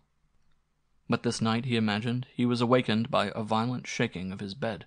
He could see, in the very imperfect light, 2 figures at the foot of it, holding each bedpost. One of these he half fancied was his brother Scroop, but the other was the old squire. Of that he was sure, and he fancied that he had shaken him up from his sleep. Squire Toby was talking as Charlie wakened, and he heard him say, "Put out of our own house by you. It won't hold for long. We'll come in together friendly, and stay. Forewarned, with your eyes open, you did it, and now Scroop'll hang you. We'll hang you together. Look at me, you devil's limb." And the old squire tremblingly stretched his face, torn with shot, and bloody, and growing every moment more and more into the likeness of the dog, and began to stretch himself out and climb the bed over the footboard, and he saw the figure at the other side, little more than a black shadow, began also to scale the bed, and there was instantly a dreadful confusion and uproar in the room, and such a gabbling and laughing he could not catch the words, but with a scream he woke and found himself standing on the floor. The phantoms and the clamor were gone, but a crash and ringing of fragments was in his ears. The great china bowl, from which for generations the Marstons of Gillingden had been baptized, had fallen from the mantelpiece and was smashed on the hearthstone. "I've been dreaming all night about Mr. Scroop, and I wouldn't wonder, old Cooper, if he was dead," said the squire, when he came down in the morning. "God forbid. I was a-dreamed about him too, sir. I dreamed he was damning and sinking about a hole was burnt in his coat, and the old master, God be with him, said quite plain, I'd a-swore 'twas himself, 'Cooper, get up, you damned land-looping thief, and lend a hand to hang him, for he's a daft cur, and no dog of mine.' 'Twas the dog shot overnight. I do suppose us was running in my old head. I thought old master give me a punch with his knuckles, and says I, wakening up, 'At your service, sir,' and for a while I couldn't get it out of my head. Master was in the room still." Letters from town soon convinced the squire that his brother Scroop, so far from being dead, was particularly active, and Charlie's attorney wrote to say in serious alarm that he had heard, accidentally, that he intended setting up a case of a supplementary deed of settlement of which he had secondary evidence, which would give him Gillingden. And at this menace, handsome Charlie snapped his fingers and wrote courageously to his attorney, abiding what might follow with, however, a secret foreboding. Scroop threatened loudly now, and swore after his bitter fashion, and reiterated his old promise of hanging that cheat at last. In the midst of these menaces and preparations, however, a sudden peace proclaimed itself. Scroop died, without time even to make provisions for a posthumous attack upon his brother. It was one of those cases of disease of the heart, in which death is as sudden as by a bullet. Charlie's exultation was undisguised. It was shocking, not, of course, altogether malignant, for there was the expansion consequent on the removal of a secret fear. There was also the comic piece of luck that, only the day before, Scroop had destroyed his old will, which left to a stranger every farthing he possessed, intending in a day or two to execute another to the same person, charged with the express condition of prosecuting the suit against Charlie. The result was that all his possessions went unconditionally to his brother Charles as his heir. Here were grounds for abundance of savage elation. But there was also the deep-seated hatred of half a life of mutual and persistent aggression and revilings, and handsome Charlie was capable of nursing a grudge and enjoying a revenge with his whole heart. He would gladly have prevented his brother's being buried in the old Gillingden chapel, where he wished to lie, but his lawyers doubted his power, and he was not quite proof against the scandal which would attend his turning back the funeral, which would, he knew, be attended by some of the country gentry and others, with an hereditary regard for the Marstons.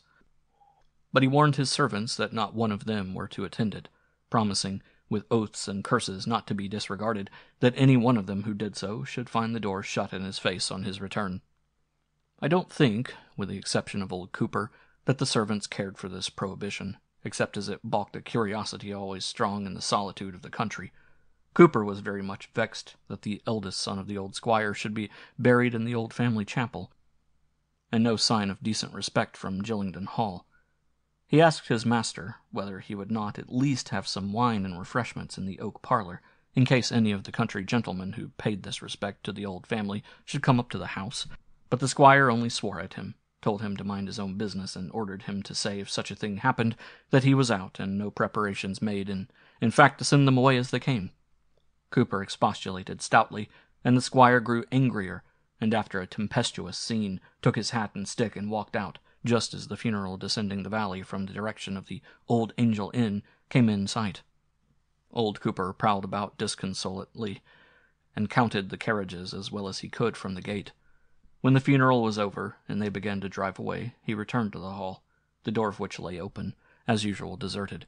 Before he reached it quite, a mourning coach drove up, and two gentlemen in black cloaks and with crapes to their hats got out, and without looking to the right or left went up the steps into the house.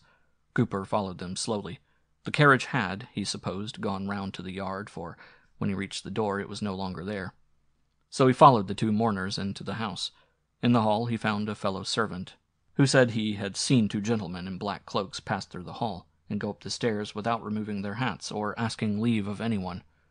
This was very odd, old Cooper thought, and a great liberty, so upstairs he went to make them out. But he could not find them then, nor ever, and from that hour the house was troubled. In a little time there was not one of the servants who had not something to tell. Steps and voices followed them sometimes in the passages, and tittering whispers, always minatory, scared them at the corners of the galleries, or from dark recesses, so that they would return panic-stricken to be rebuked by a thin Mrs. Beckett, who looked on such stories as worse than idle. But Mrs. Beckett herself, a short time after, took a very different view of the matter. She had herself begun to hear these voices, and with this formidable aggravation that they came always when she was at her prayers, which she had been punctual in saying all her life, and utterly interrupted them. She was scared at such moments by dropping words and sentences, which grew, as she persisted, into threats and blasphemies. These voices were not always in the room. They called, as she fancied, through the walls, very thick in that old house, from the neighboring apartments, sometimes on one side, sometimes on the other. Sometimes they seemed to halloa from distant lobbies, and came muffled, but threateningly, through the long panelled passages. As they approached, they grew furious, as if several voices were speaking together. Whenever, as I said, this worthy woman applied herself to her devotions, these horrible sentences came hurrying towards the door, and, in panic, she would start from her knees, and all then would subside except the thumping of her heart against her stays, and the dreadful tremors of her nerves. What these voices said, Mrs. Beckett could never quite remember 1 minute after they had ceased speaking. One sentence chased another away. Jibe and menace and impious denunciation, each hideously articulate, were lost as soon as heard. And this added to the effect of these terrifying mockeries and invectives that she could not by any effort retain their exact import, although their horrible character remained vividly present to her mind. For a long time the squire seemed to be the only person in the house absolutely unconscious of these annoyances. Mrs. Beckett had twice made up her mind within the week to leave. A prudent woman, however, who has been comfortable for more than 20 years in a place, thinks oftener than twice before she leaves it. She and old Cooper were the only servants in the house who remembered the good old housekeeping in Squire Toby's day. The others were few, and such as could hardly be accounted regular servants. Meg Dobbs, who acted as housemaid, would not sleep in the house, but walked home in trepidation to her father's at the gatehouse, under the escort of her little brother every night. Old Mrs. Beckett, who was high and mighty with the makeshift servants of fallen Gillingdon, let herself down all at once, and made Mrs. Kimes and the kitchen maid move their beds into her large and faded room, and there, very frankly, shared her nightly terrors with them. Old Cooper was testy and captious about these stories. He was already uncomfortable enough by reason of the entrance of the 2 muffled figures into the house, about which there could be no mistake. His own eyes had seen them. He refused to credit the stories of the women, and affected to think that the 2 mourners might have left the house and driven away, on finding no one to receive them. Old Cooper was summoned at night to the oak parlor, where the squire was smoking. "I say, Cooper," said the squire, looking pale and angry, "what for ha' you been frightening the crazy women with your plaguey stories? Damn me, if you see ghosts here, it's no place for you, and it's time you should pack. I won't be left without servants. Here has been old Beckett, with the cook and kitchen maid, as white as pipe clay, all in a row to tell me I must have a parson to sleep among them, and preach down the devil. Upon my soul, you're a wise old body, filling their heads with maggots, and Meg goes down to the lodge every night afeard to lie in the house. All you're doing with your old wives' stories, you withered old Tom of Bedlam." "I'm not to blame, Master Charles. 'Tisn't along o' no stories of mine, for I've never done telling 'em. It's all vanity and vapours. Mrs. Beckett will tell you that, and there's been many a wry word betwixt us on the head o' whatever I may think," said old Cooper, significantly, and looking askance with the sternness of fear in the squire's face. The squire averted his eyes and muttered angrily to himself and turned away to knock the ashes out of his pipe on the hob, and then turning suddenly round upon Cooper again, he spoke, with a pale face, but not quite so angrily as before. "I know you're no fool, O Cooper, when you like. Suppose there was such a thing as a ghost here. Don't you see, it ain't to them snipe-headed women it'd go to tell its story. What ails you, man, that you should think aught about it, but just what I think? You had a good headpiece o' your own once, Cooper. Don't be you clapping a goose-cap over it, as my poor father used to say. Damn it, old boy, you mustn't let them fools be setting one another wild with their blether, and making the folk talk what they shouldn't, about Gillingdon and the family. I don't think you'd like that, old Cooper. I'm sure you wouldn't. The woman has gone out the kitchen. Make up a bit of fire and get your pipe. I'll go to you when I finish this one, and we'll smoke a bit together, and a glass of brandy and water." Down went the old butler, not altogether unused to such condescensions in that disorderly and lonely household, and let not those who can choose their company be too hard on the squire who couldn't. When he had got things tidy, as he said, he sat down in that big old kitchen with his feet on the fender, the kitchen candle burning in a great brass candlestick which stood on the deal table at his elbow, with the brandy bottle and tumblers beside it, and Cooper's pipe also in readiness. In these preparations completed, the old butler, who had remembered other generations and better times, fell into rumination, and so gradually into a deep sleep. Old Cooper was half awakened by someone laughing low near his head. He was dreaming of old times in the hall, and fancied one of the young gentlemen going to play him a trick, and he mumbled something in his sleep, from which he was awakened by a stern, deep voice saying, "You weren't at the funeral. I might take your life. I'll take your ear." At the same moment the side of his head received a violent push, and he started to his feet. The fire had gone down, and he was chilled. The candle was expiring in the socket, and threw on the white wall long shadows that danced up and down from the ceiling to the ground, and their black outlines he fancied resembled the two men in cloaks, whom he remembered with a profound horror. He took the candle with all the haste he could, getting along the passage on whose walls the same dance of black shadows was continued, very anxious to reach his room before the light should go out. He was startled half out of his wits by the sudden clang of his master's bell close over his head, ringing furiously. "There it goes, yes, sure enough," said Cooper, reassuring himself with the sound of his own voice, as he hastened on, hearing more and more distinct every moment the same furious ringing. "He's fell asleep, like me, that's it, and his light is out. I lay you 50. When he turned the handle of the door of the oak parlor, the squire wildly called, "Who's there?" in the tone of a man who expects a robber. "It's me, old Cooper, all right, Master Charlie. You didn't come to the kitchen after all, sir." "I'm very bad, Cooper. I don't know how I've been. Did you meet anything?" asked the squire. "No," said the Cooper. They stared on one another. "Come here. Stay here. Don't you leave me. Look round the room and say it's all right. And give us your hand, old Cooper, for I must hold it." The squire's was damp and cold, and trembled very much. It was not very far from daybreak now. After a time he spoke again. "I done many a thing I shouldn't. I'm not fit to go, and with God's blessing I'll look to it. Why shouldn't I?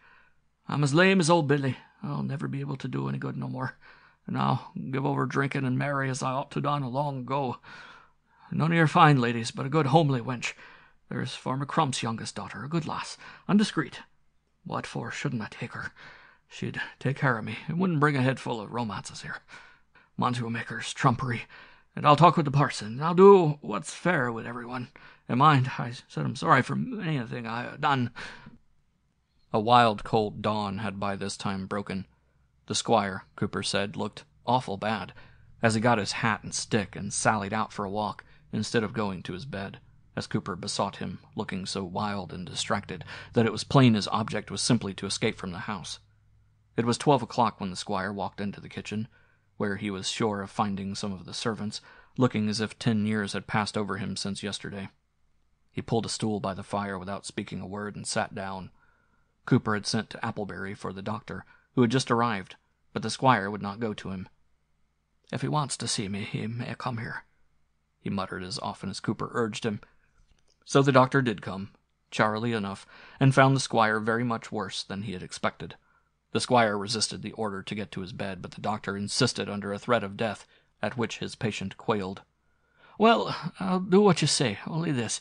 You must let old Cooper and Dick Keeper stay with me. I mustn't be left alone, and they mustn't keep awake o' nights. And stay a while, do you? When I get round a bit, I'll go and live in a town. It's dull living here, now that I can't do naught as I used, and I'll live a better life, mind ye. You heard me say that, and I don't care who laughs, and I'll talk with the parson. I like him to laugh, hang him. It's a sign I'm doing right at last." The doctor sent a couple of nurses from the county hospital, not choosing to trust his patient to the management he had selected, and he went down himself to Gillingden to meet them in the evening. Old Cooper was ordered to occupy the dressing-room and sit up at night, which satisfied the squire, who was in a strangely excited state, very low, and threatened, the doctor said, with fever. The clergyman came, an old, gentle, book-learned man, and talked and prayed with him late that evening. After he had gone, the squire called the nurses to his bedside and said, "There's a fellow sometimes comes. You'll never mind him. He looks in at the door and beckons. A thin, humpbacked chap in mourning, with black gloves on. You'll know him by his lean face, as brown as the wainscot. Don't you mind his smiling. You don't go out to him, nor ask him in. He won't stay, not. And if he grows angered and looks awry at you, don't you be feared, for he can't hurt you, and he'll grow tired waiting and go away. For God's sake, mind you don't ask him in, nor go out after him." The nurses put their heads together when this was over, and held afterwards a whispering conference with old Cooper. "Lord bless you, no, there's no madman in the house," he protested. "Not a soul but what you saw. It's just a trifle of the fever in his head, no more." The squire grew worse as the night wore on. He was heavy and delirious, talking of all sorts of things, of wine and dogs and lawyers, and then he began to talk, as it were, to his brother Scroop. As he did so, Mrs. Oliver, the nurse, who was sitting up alone with him, heard, as she thought, a hand softly laid on the door-handle outside, and a stealthy attempt to turn it. "Lord bless us, who's there?" she cried, and her heart jumped in her mouth, as she thought of the hump-backed man in black who was to put in his head smiling and beckoning. "Mr. Cooper, sir, are you there?" she cried. "Come here, Mr. Cooper, please. Do, sir, quick." Old Cooper, called up from his doze by the fire, stumbled in from the dressing-room, and Mrs. Oliver seized him tightly as he emerged. "The man with the hump has been a-trying the door, Mr. Cooper, as sure as I'm here." The squire was moaning and mumbling in his fever, understanding nothing as she spoke.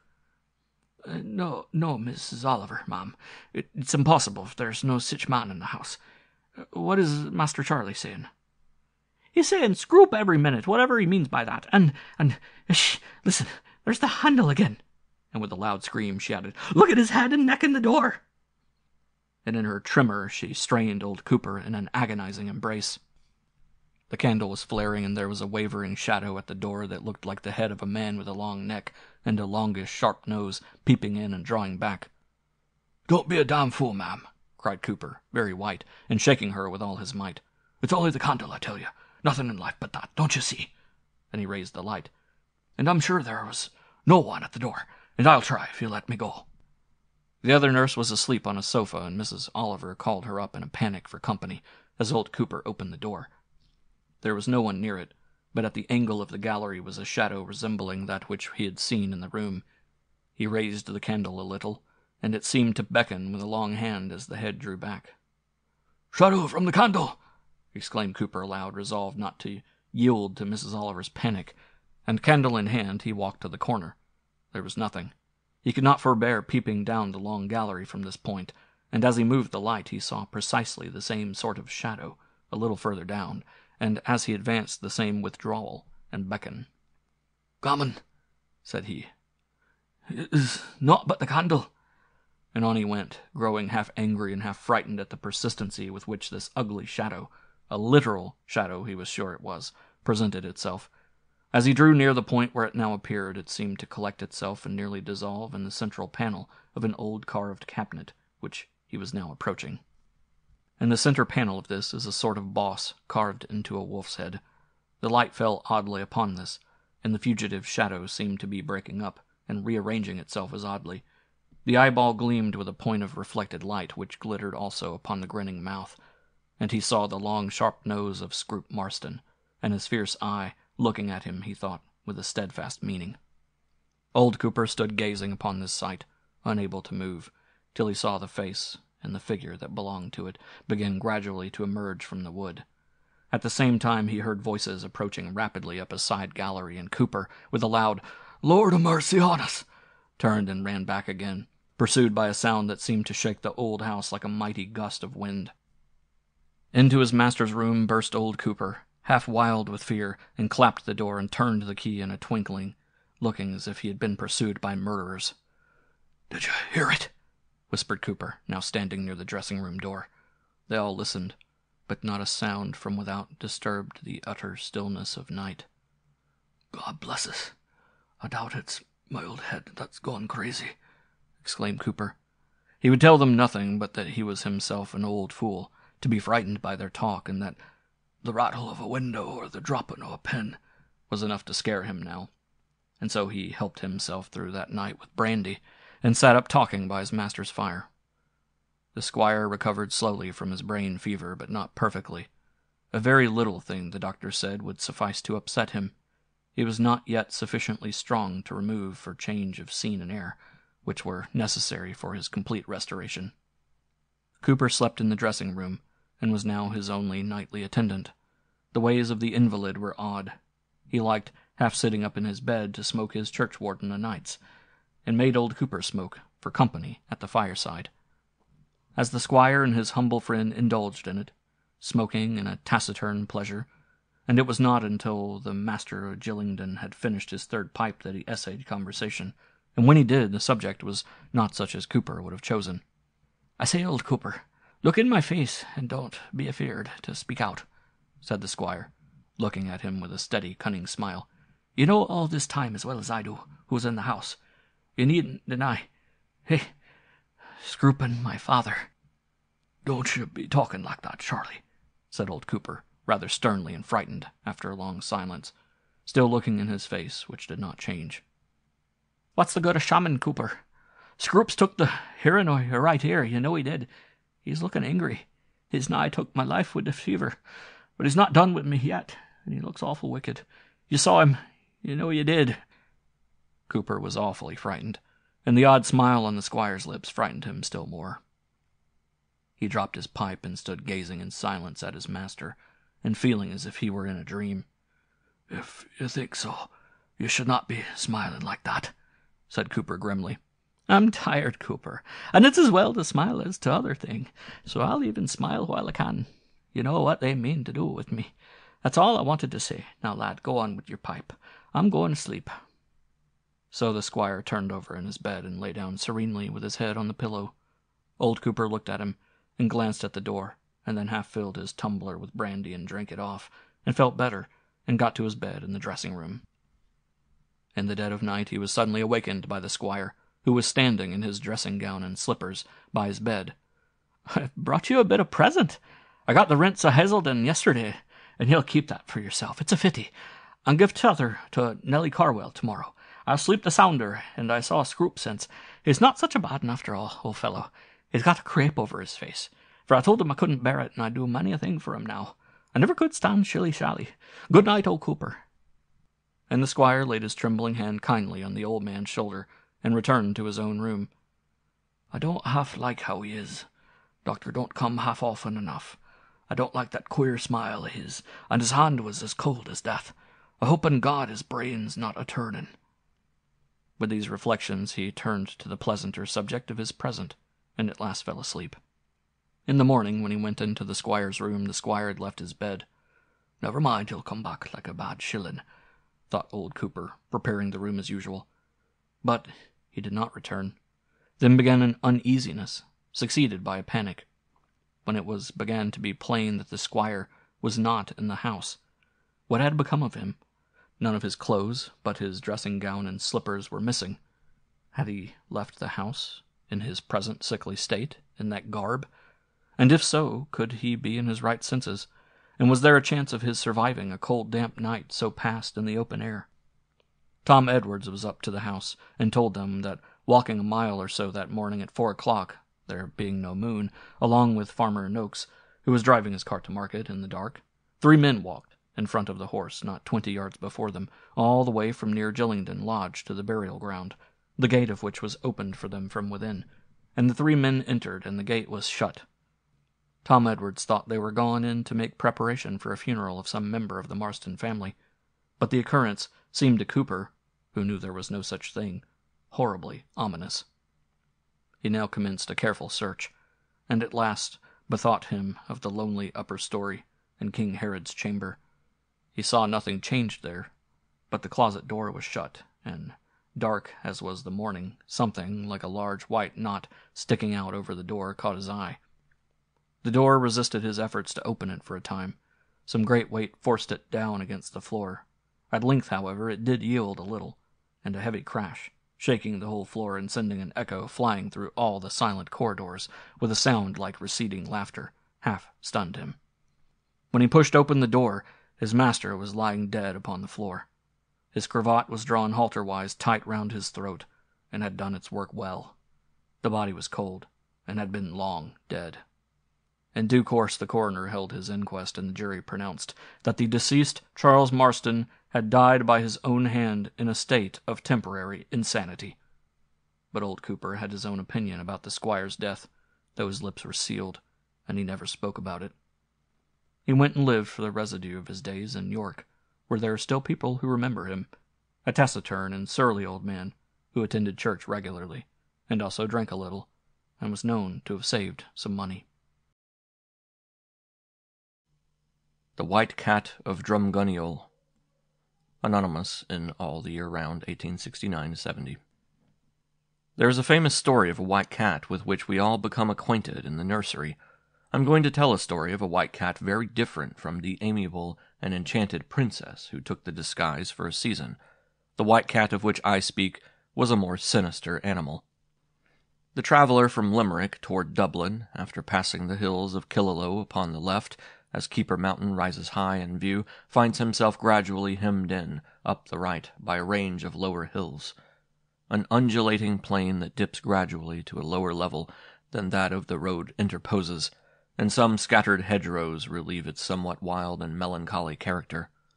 One of the few human habitations that send up their films of turf smoke from that lonely plain is the loosely thatched, earth-built dwelling of a strong farmer, as the more prosperous of the tenant-farming classes are termed in Munster. It stands in a clump of trees near the edge of a wandering stream, about halfway between the mountains and the Dublin road, and had been for generations tenanted by people named Donovan. In a distant place, desirous of studying some Irish records which had fallen into my hands, and inquiring for a teacher capable of instructing me in the Irish language, a Mr. Donovan, dreamy, harmless, and learned, was recommended to me for the purpose. I found that he had been educated as a Caesar in Trinity College, Dublin. He now supported himself by teaching, and the special direction of my studies, I suppose, flattered his national partialities, for he unbosomed himself of much of his long-reserved thoughts and recollections about his country in his early days. It was he who told me this story, and I mean to repeat it as nearly as I can in his own words. I have myself seen the old farmhouse, with its orchard of huge moss-grown apple trees.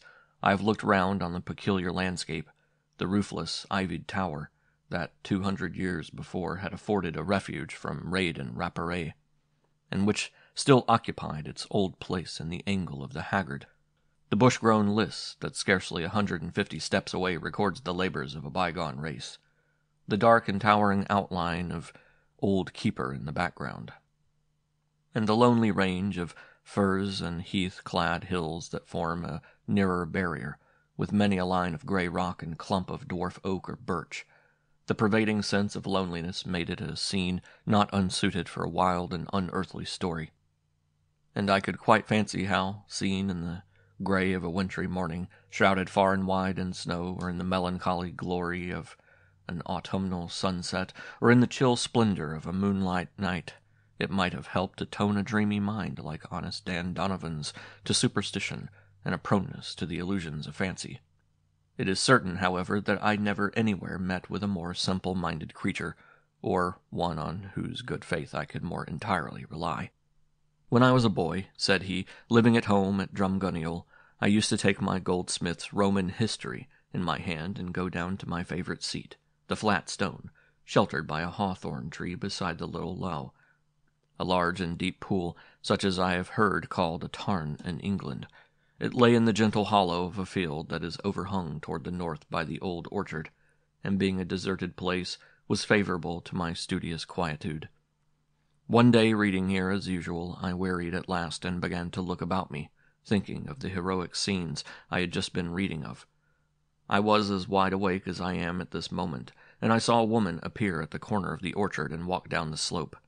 She wore a long, light gray dress, so long that it seemed to sweep the grass behind her, and so singular was her appearance in a part of the world where female attire is so inflexibly fixed by custom, that I could not take my eyes off her. Her course lay diagonally from corner to corner of the field, which was a large one, and she pursued it without swerving. When she came near, I could see that her feet were bare, and that she seemed to be looking steadfastly upon some remote object for guidance. Her route would have crossed me, had the tarn not interposed, about 10 or 12 yards below the point at which I was sitting.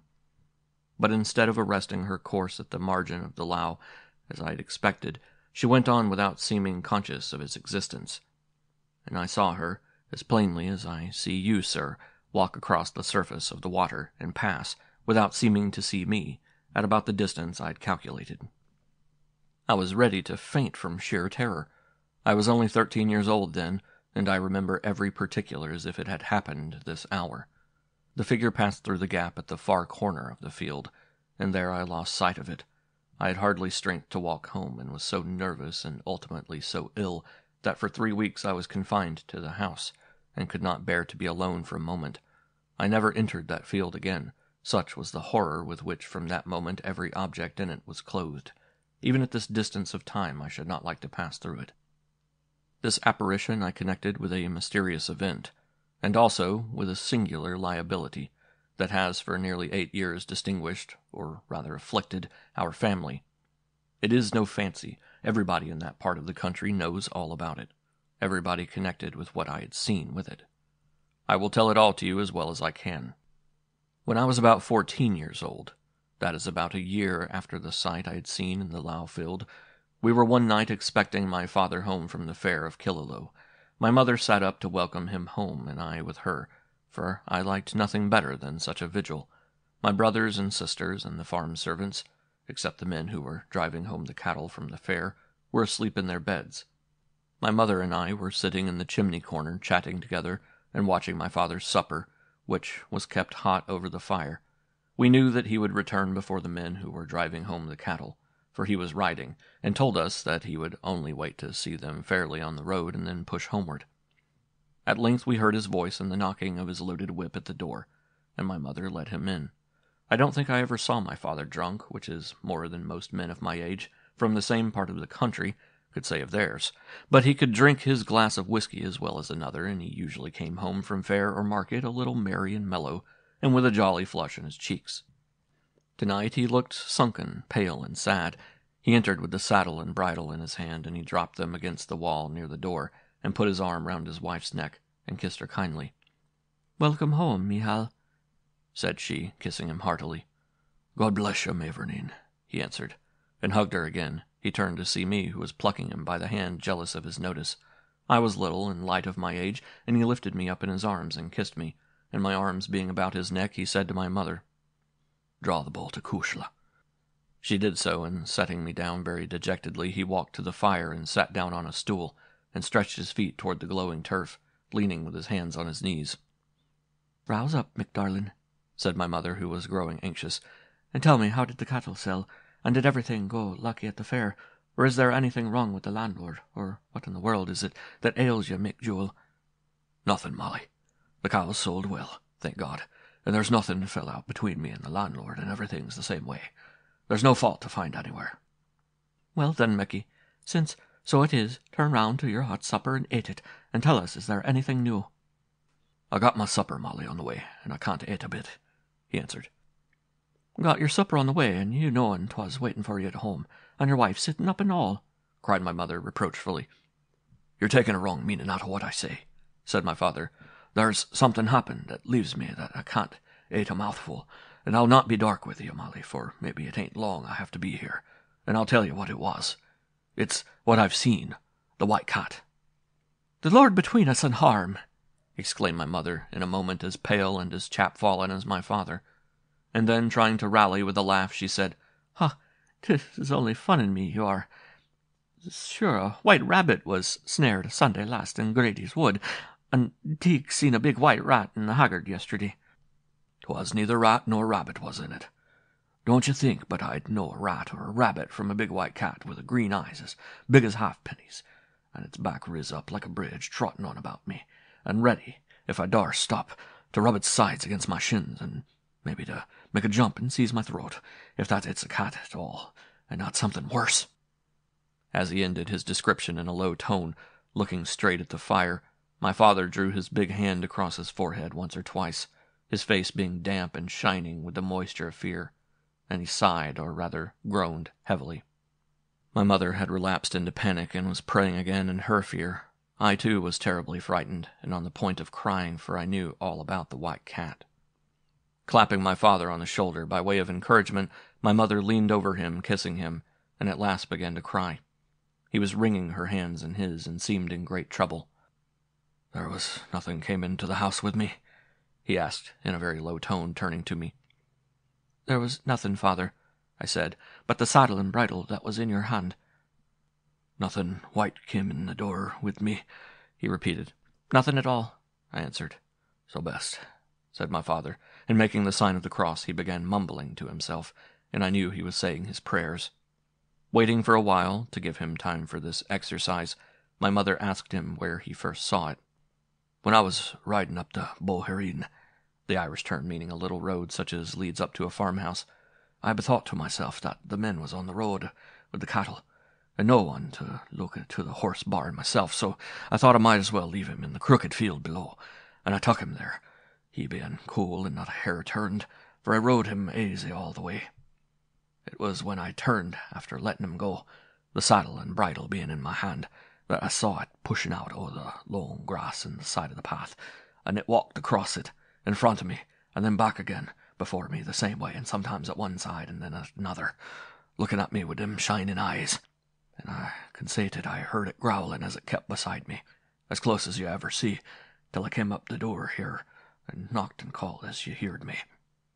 Now, what was it, in so simple an incident, that agitated my father, my mother, myself, and finally every member of this rustic household with a terrible foreboding?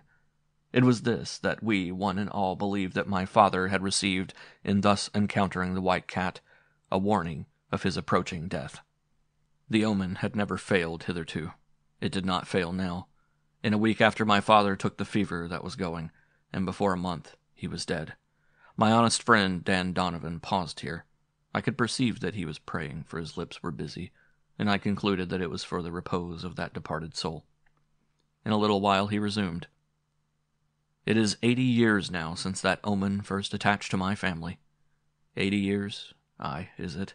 90 is nearer the mark, and I have spoken to many old people in those earlier times who had a distinct recollection of everything connected with it. It happened in this way. My granduncle, Connor Donovan, had the old farm of Drumgunniol in his day. He was richer than ever my father was, or my father's father either, for he took a short lease of Balragan and made money of it. But money won't soften a hard heart, and I'm afraid my granduncle was a cruel man. A profligate man he was, surely, and that is mostly a cruel man at heart. He drank his share, too, and cursed and swore, when he was vexed, more than was good for his soul, I'm afraid. At that time there was a beautiful girl of the Colemans up in the mountains, not far from Capercullen. I'm told there are no Colemans there now at all, and that family has passed away. The famine years made great changes. Ellen Coleman was her name. The Colemans were not rich, but, being such a beauty, she might have made a good match. Worse than she did for herself, poor thing, she could not. Con Donovan, my granduncle, God forgive him, sometimes in his rambles saw her at fairs or patterns, and he fell in love with her, as who might not? He used her ill, he promised her marriage, and persuaded her to come away with him, and after all he broke his word. It was just the old story. He tired of her, and he wanted to push himself in the world, and he married a girl of the Collopes that had a great fortune, 24 cows, 70 sheep, and 120 goats. He married this Mary Collope, and grew richer than before, and Ellen Coleman died broken-hearted, but that did not trouble the strong farmer much. He would have liked to have children, but he had none, and this was the only cross he had to bear, for everything else went much as he wished. One night he was returning from the fair at Neenaw. A shallow stream at that time crossed the road. They have thrown a bridge over it, I am told, some time since, and its channel was often dry in summer weather. When it was so, as it passes close by the old farmhouse of Drumgunniol, without a great deal of winding, it makes a sort of road, which people then used as a short-cut to reach the house by. Into this dry channel, as there was plenty of light from the moon, my granduncle turned his horse, and when he had reached the 2 ash trees at the mirroring of the farm, he turned his horse short into the river field, intending to ride through the gap at the other end under the oak tree, and so he would have been within a few hundred yards of his door. As he approached the gap, he saw, or thought he saw, with a slow motion, gliding along the ground toward the same point, and now and then with a soft bound, a white object, which he described as being no bigger than his hat. But what it was he could not see, as it moved along the hedge and disappeared at the point to which he was himself tending. When he reached the gap, the horse stopped short. He urged and coaxed it in vain. He got down to lead it through, but it recoiled, snorted, and fell into a wild, trembling fit. He mounted it again, but its terror continued, and it obstinately resisted his caresses and his whip. It was bright moonlight, and my grand-uncle was chafed by the horse's resistance, and, seeing nothing to account for it, and being so near home, what little patience he possessed forsook him, and, plying his whip and spur in earnest, he broke into oaths and curses. All on a sudden the horse sprang through, and Con Donovan, as he passed under the broad branch of the oak, saw clearly a woman standing on the bank beside him, her arm extended, with the hand of which, as he flew by, she struck him a blow upon the shoulders. It threw him forward upon the neck of the horse, which in wild terror reached the door at a gallop and stood there quivering and steaming all over. Less alive than dead, my granduncle got in. He told his story, at least, so much as he chose. His wife did not quite know what to think. But that something very bad had happened she could not doubt. He was very faint and ill, and begged that the priest should be sent for forthwith. When they were getting him to his bed, they saw distinctly the marks of 5 finger points on the flesh of his shoulder, where the spectral blow had fallen. These singular marks, which they said resembled in tint the hue of a body struck by lightning, remained imprinted on his flesh, and were buried with him. When he had recovered sufficiently to talk with the people about him, speaking like a man at his last hour from a burdened heart and troubled conscience, he repeated his story, but said he did not see, or, at all events, know, the face of the figure that stood in the gap. No one believed him. He told more about it to the priest than to the others. He certainly had a secret to tell.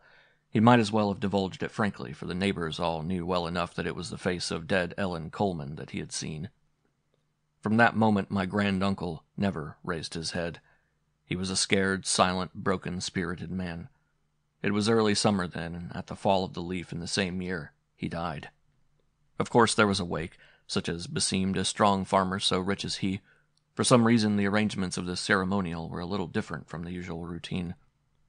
The usual practice is to place the body in the great room, or kitchen as it is called, of the house. In this particular case there was, as I told you for some reason, an unusual arrangement.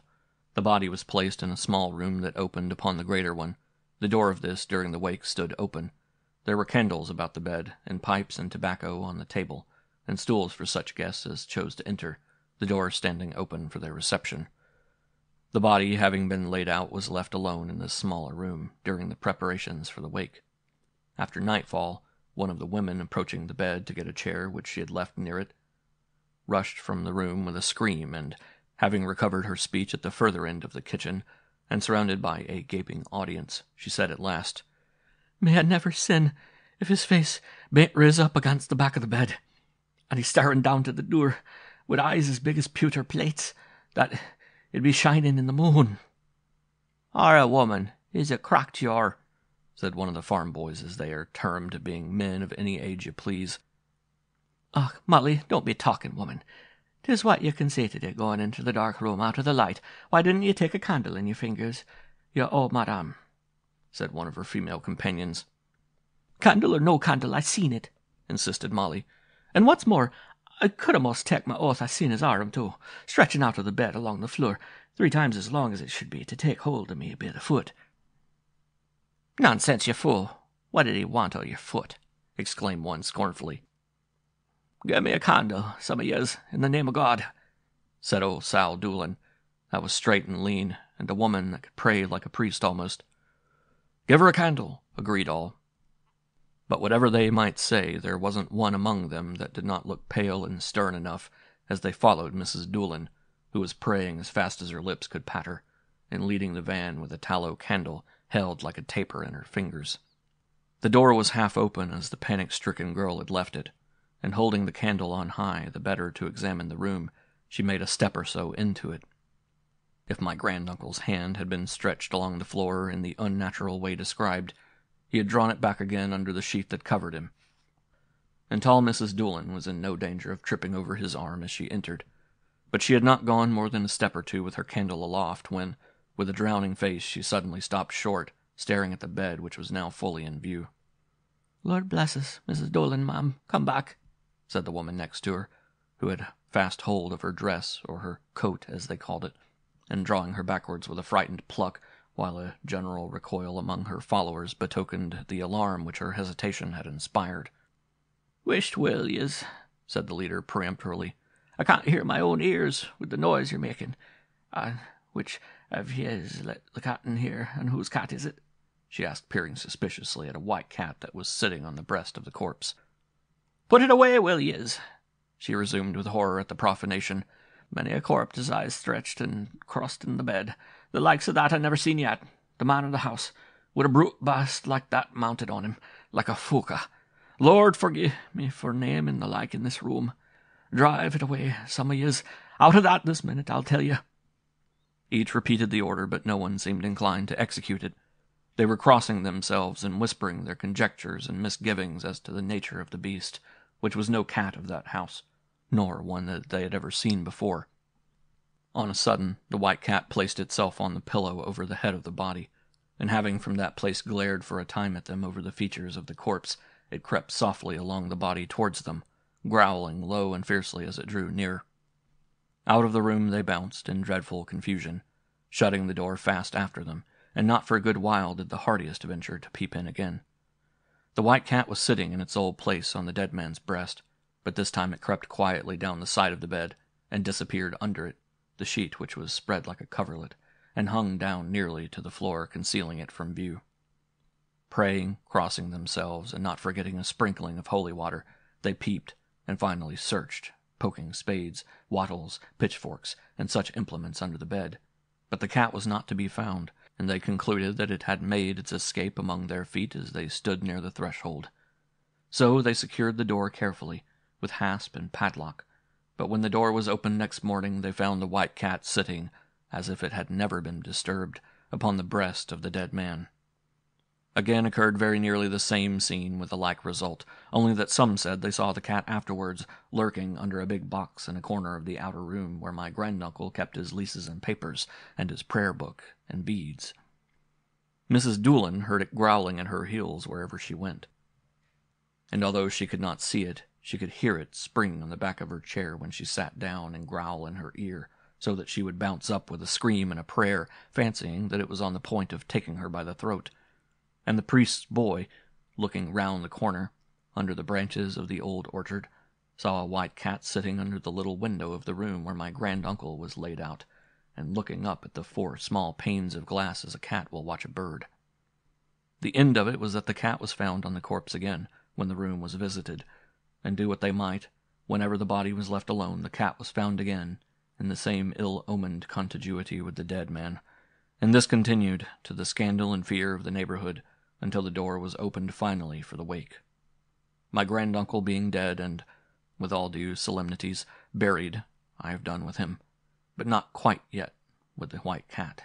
No banshee ever yet was more inalienably attached to a family than this ominous apparition is to mine. But there is this difference. The banshee seems to be animated with an affectionate sympathy with the bereaved family to whom it is hereditarily attached, whereas this thing has about it a suspicion of malice.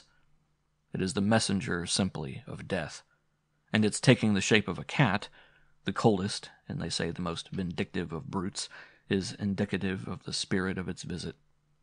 When my grandfather's death was near, although he seemed quite well at the time, it appeared not exactly, but very nearly in the same way in which I told you it showed itself to my father. The day before my Uncle Teague was killed by the bursting of his gun, it appeared to him in the evening, at twilight, by the lough, in the field where I saw the woman who walked across the water, as I told you. My uncle was washing the barrel of his gun in the lough. The grass is short there, and there is no cover near it.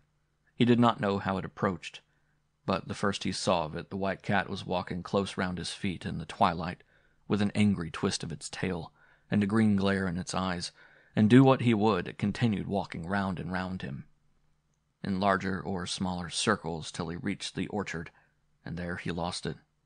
My poor Aunt Peg, she married one of the O'Briens near Ulla, came to Drumgunniol to go to the funeral of a cousin who died about a mile away. She died herself, poor woman, only a month after. Coming from the wake at 2 or 3 o'clock in the morning, as she got over the stile and to the farm of Drumgunniol, she saw the white cat at her side, and it kept close beside her, she ready to faint all the time, till she reached the door of the house, where it made a spring up into the white thorn tree that grows close by, and so it parted from her. And my little brother Jim saw it also, just 3 weeks before he died. Every member of our family who dies or takes his death sickness at Drumgunniol is sure to see the white cat, and no one of us who sees it need hope for long life after.